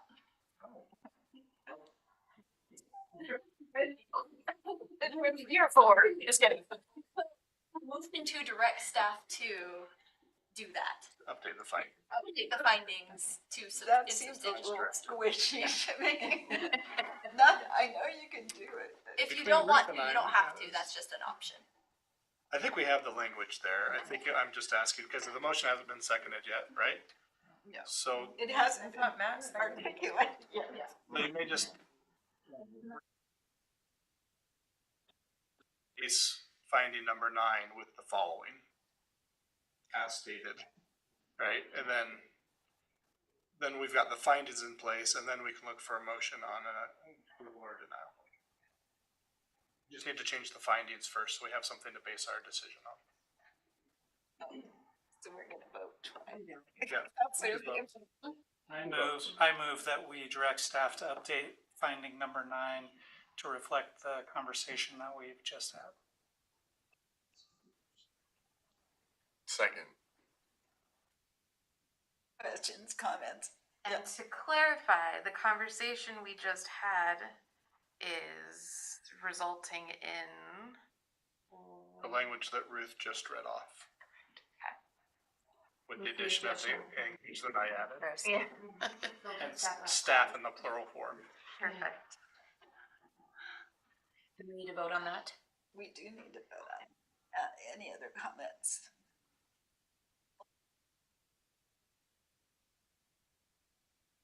Opposed. Diane.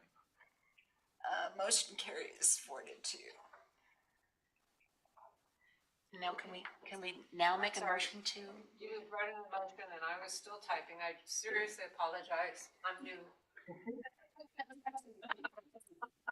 Liar, liar. It's a 4-2 and I've got a motion by Councilor Lehman, a second by Councilor McMorrin, and I've got a vote of 4-2. Who were the 2 noes? Diane and myself. Ruth were the noes. Yes. Okay, thank you. So now we're looking for a motion to approve or deny, and there's examples, I believe, in each of those on the. I'll make a motion. I'll give it a try. I move to adopt the findings included in the staff report dated, and presented in the amended staff report. Do I have to say more than that? That the staff will be preparing from the council notes dated on today. I don't know what, am I typically dated July 10th, 2024, which denies the appeal of planning file PC 24-03 for zone change, and direct staff to prepare an ordinance to annex the property at medium density residential for council's consideration. Is that enough, or do we have more in there regarding the amendment? I think that's sufficient. You said the staff report as amended. Correct. Correct. Is there a second? Second. I have to ask. For anyone in the audience, if this looks really fun, you can file to run for city council.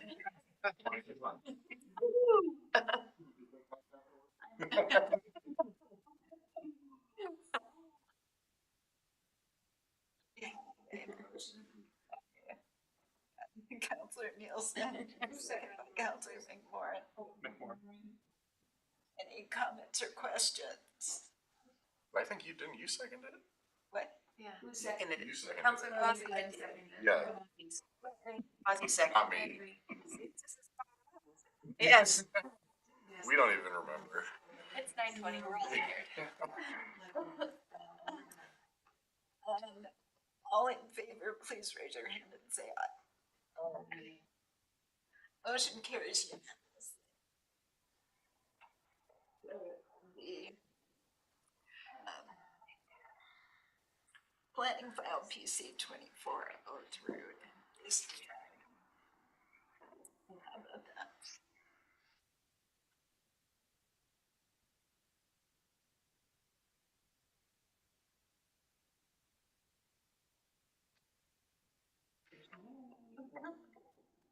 Is there any key statement regarding the appeal rights? That's what I was just looking for, was the appeal rights language.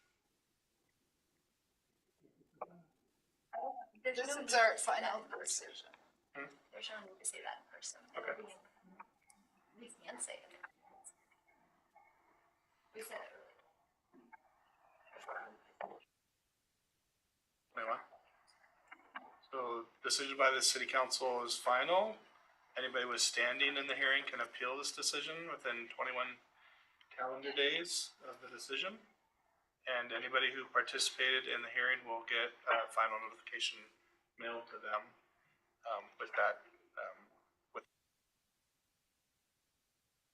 Thanks everybody for participating in the hearing. I want to thank all of you who came tonight and stuck it out, but I also want to especially thank you for your comments. They were all sincere, clearly expressed, and reasonable.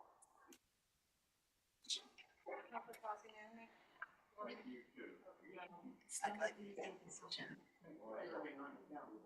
After the fact of this business. Please, is adjourned. Thank you.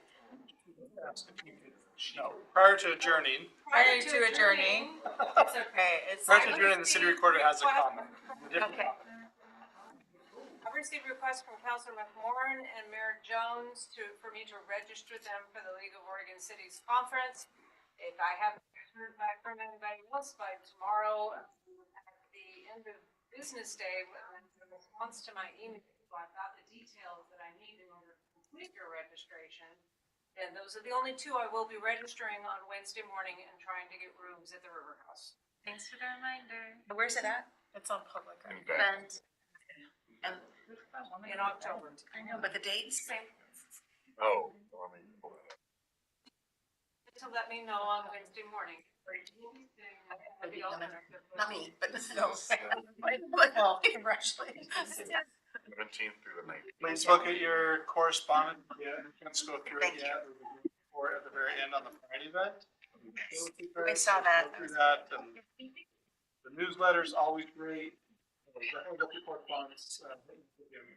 Yes, thanks everyone for supporting. Now you can adjourn. This council meeting is adjourned.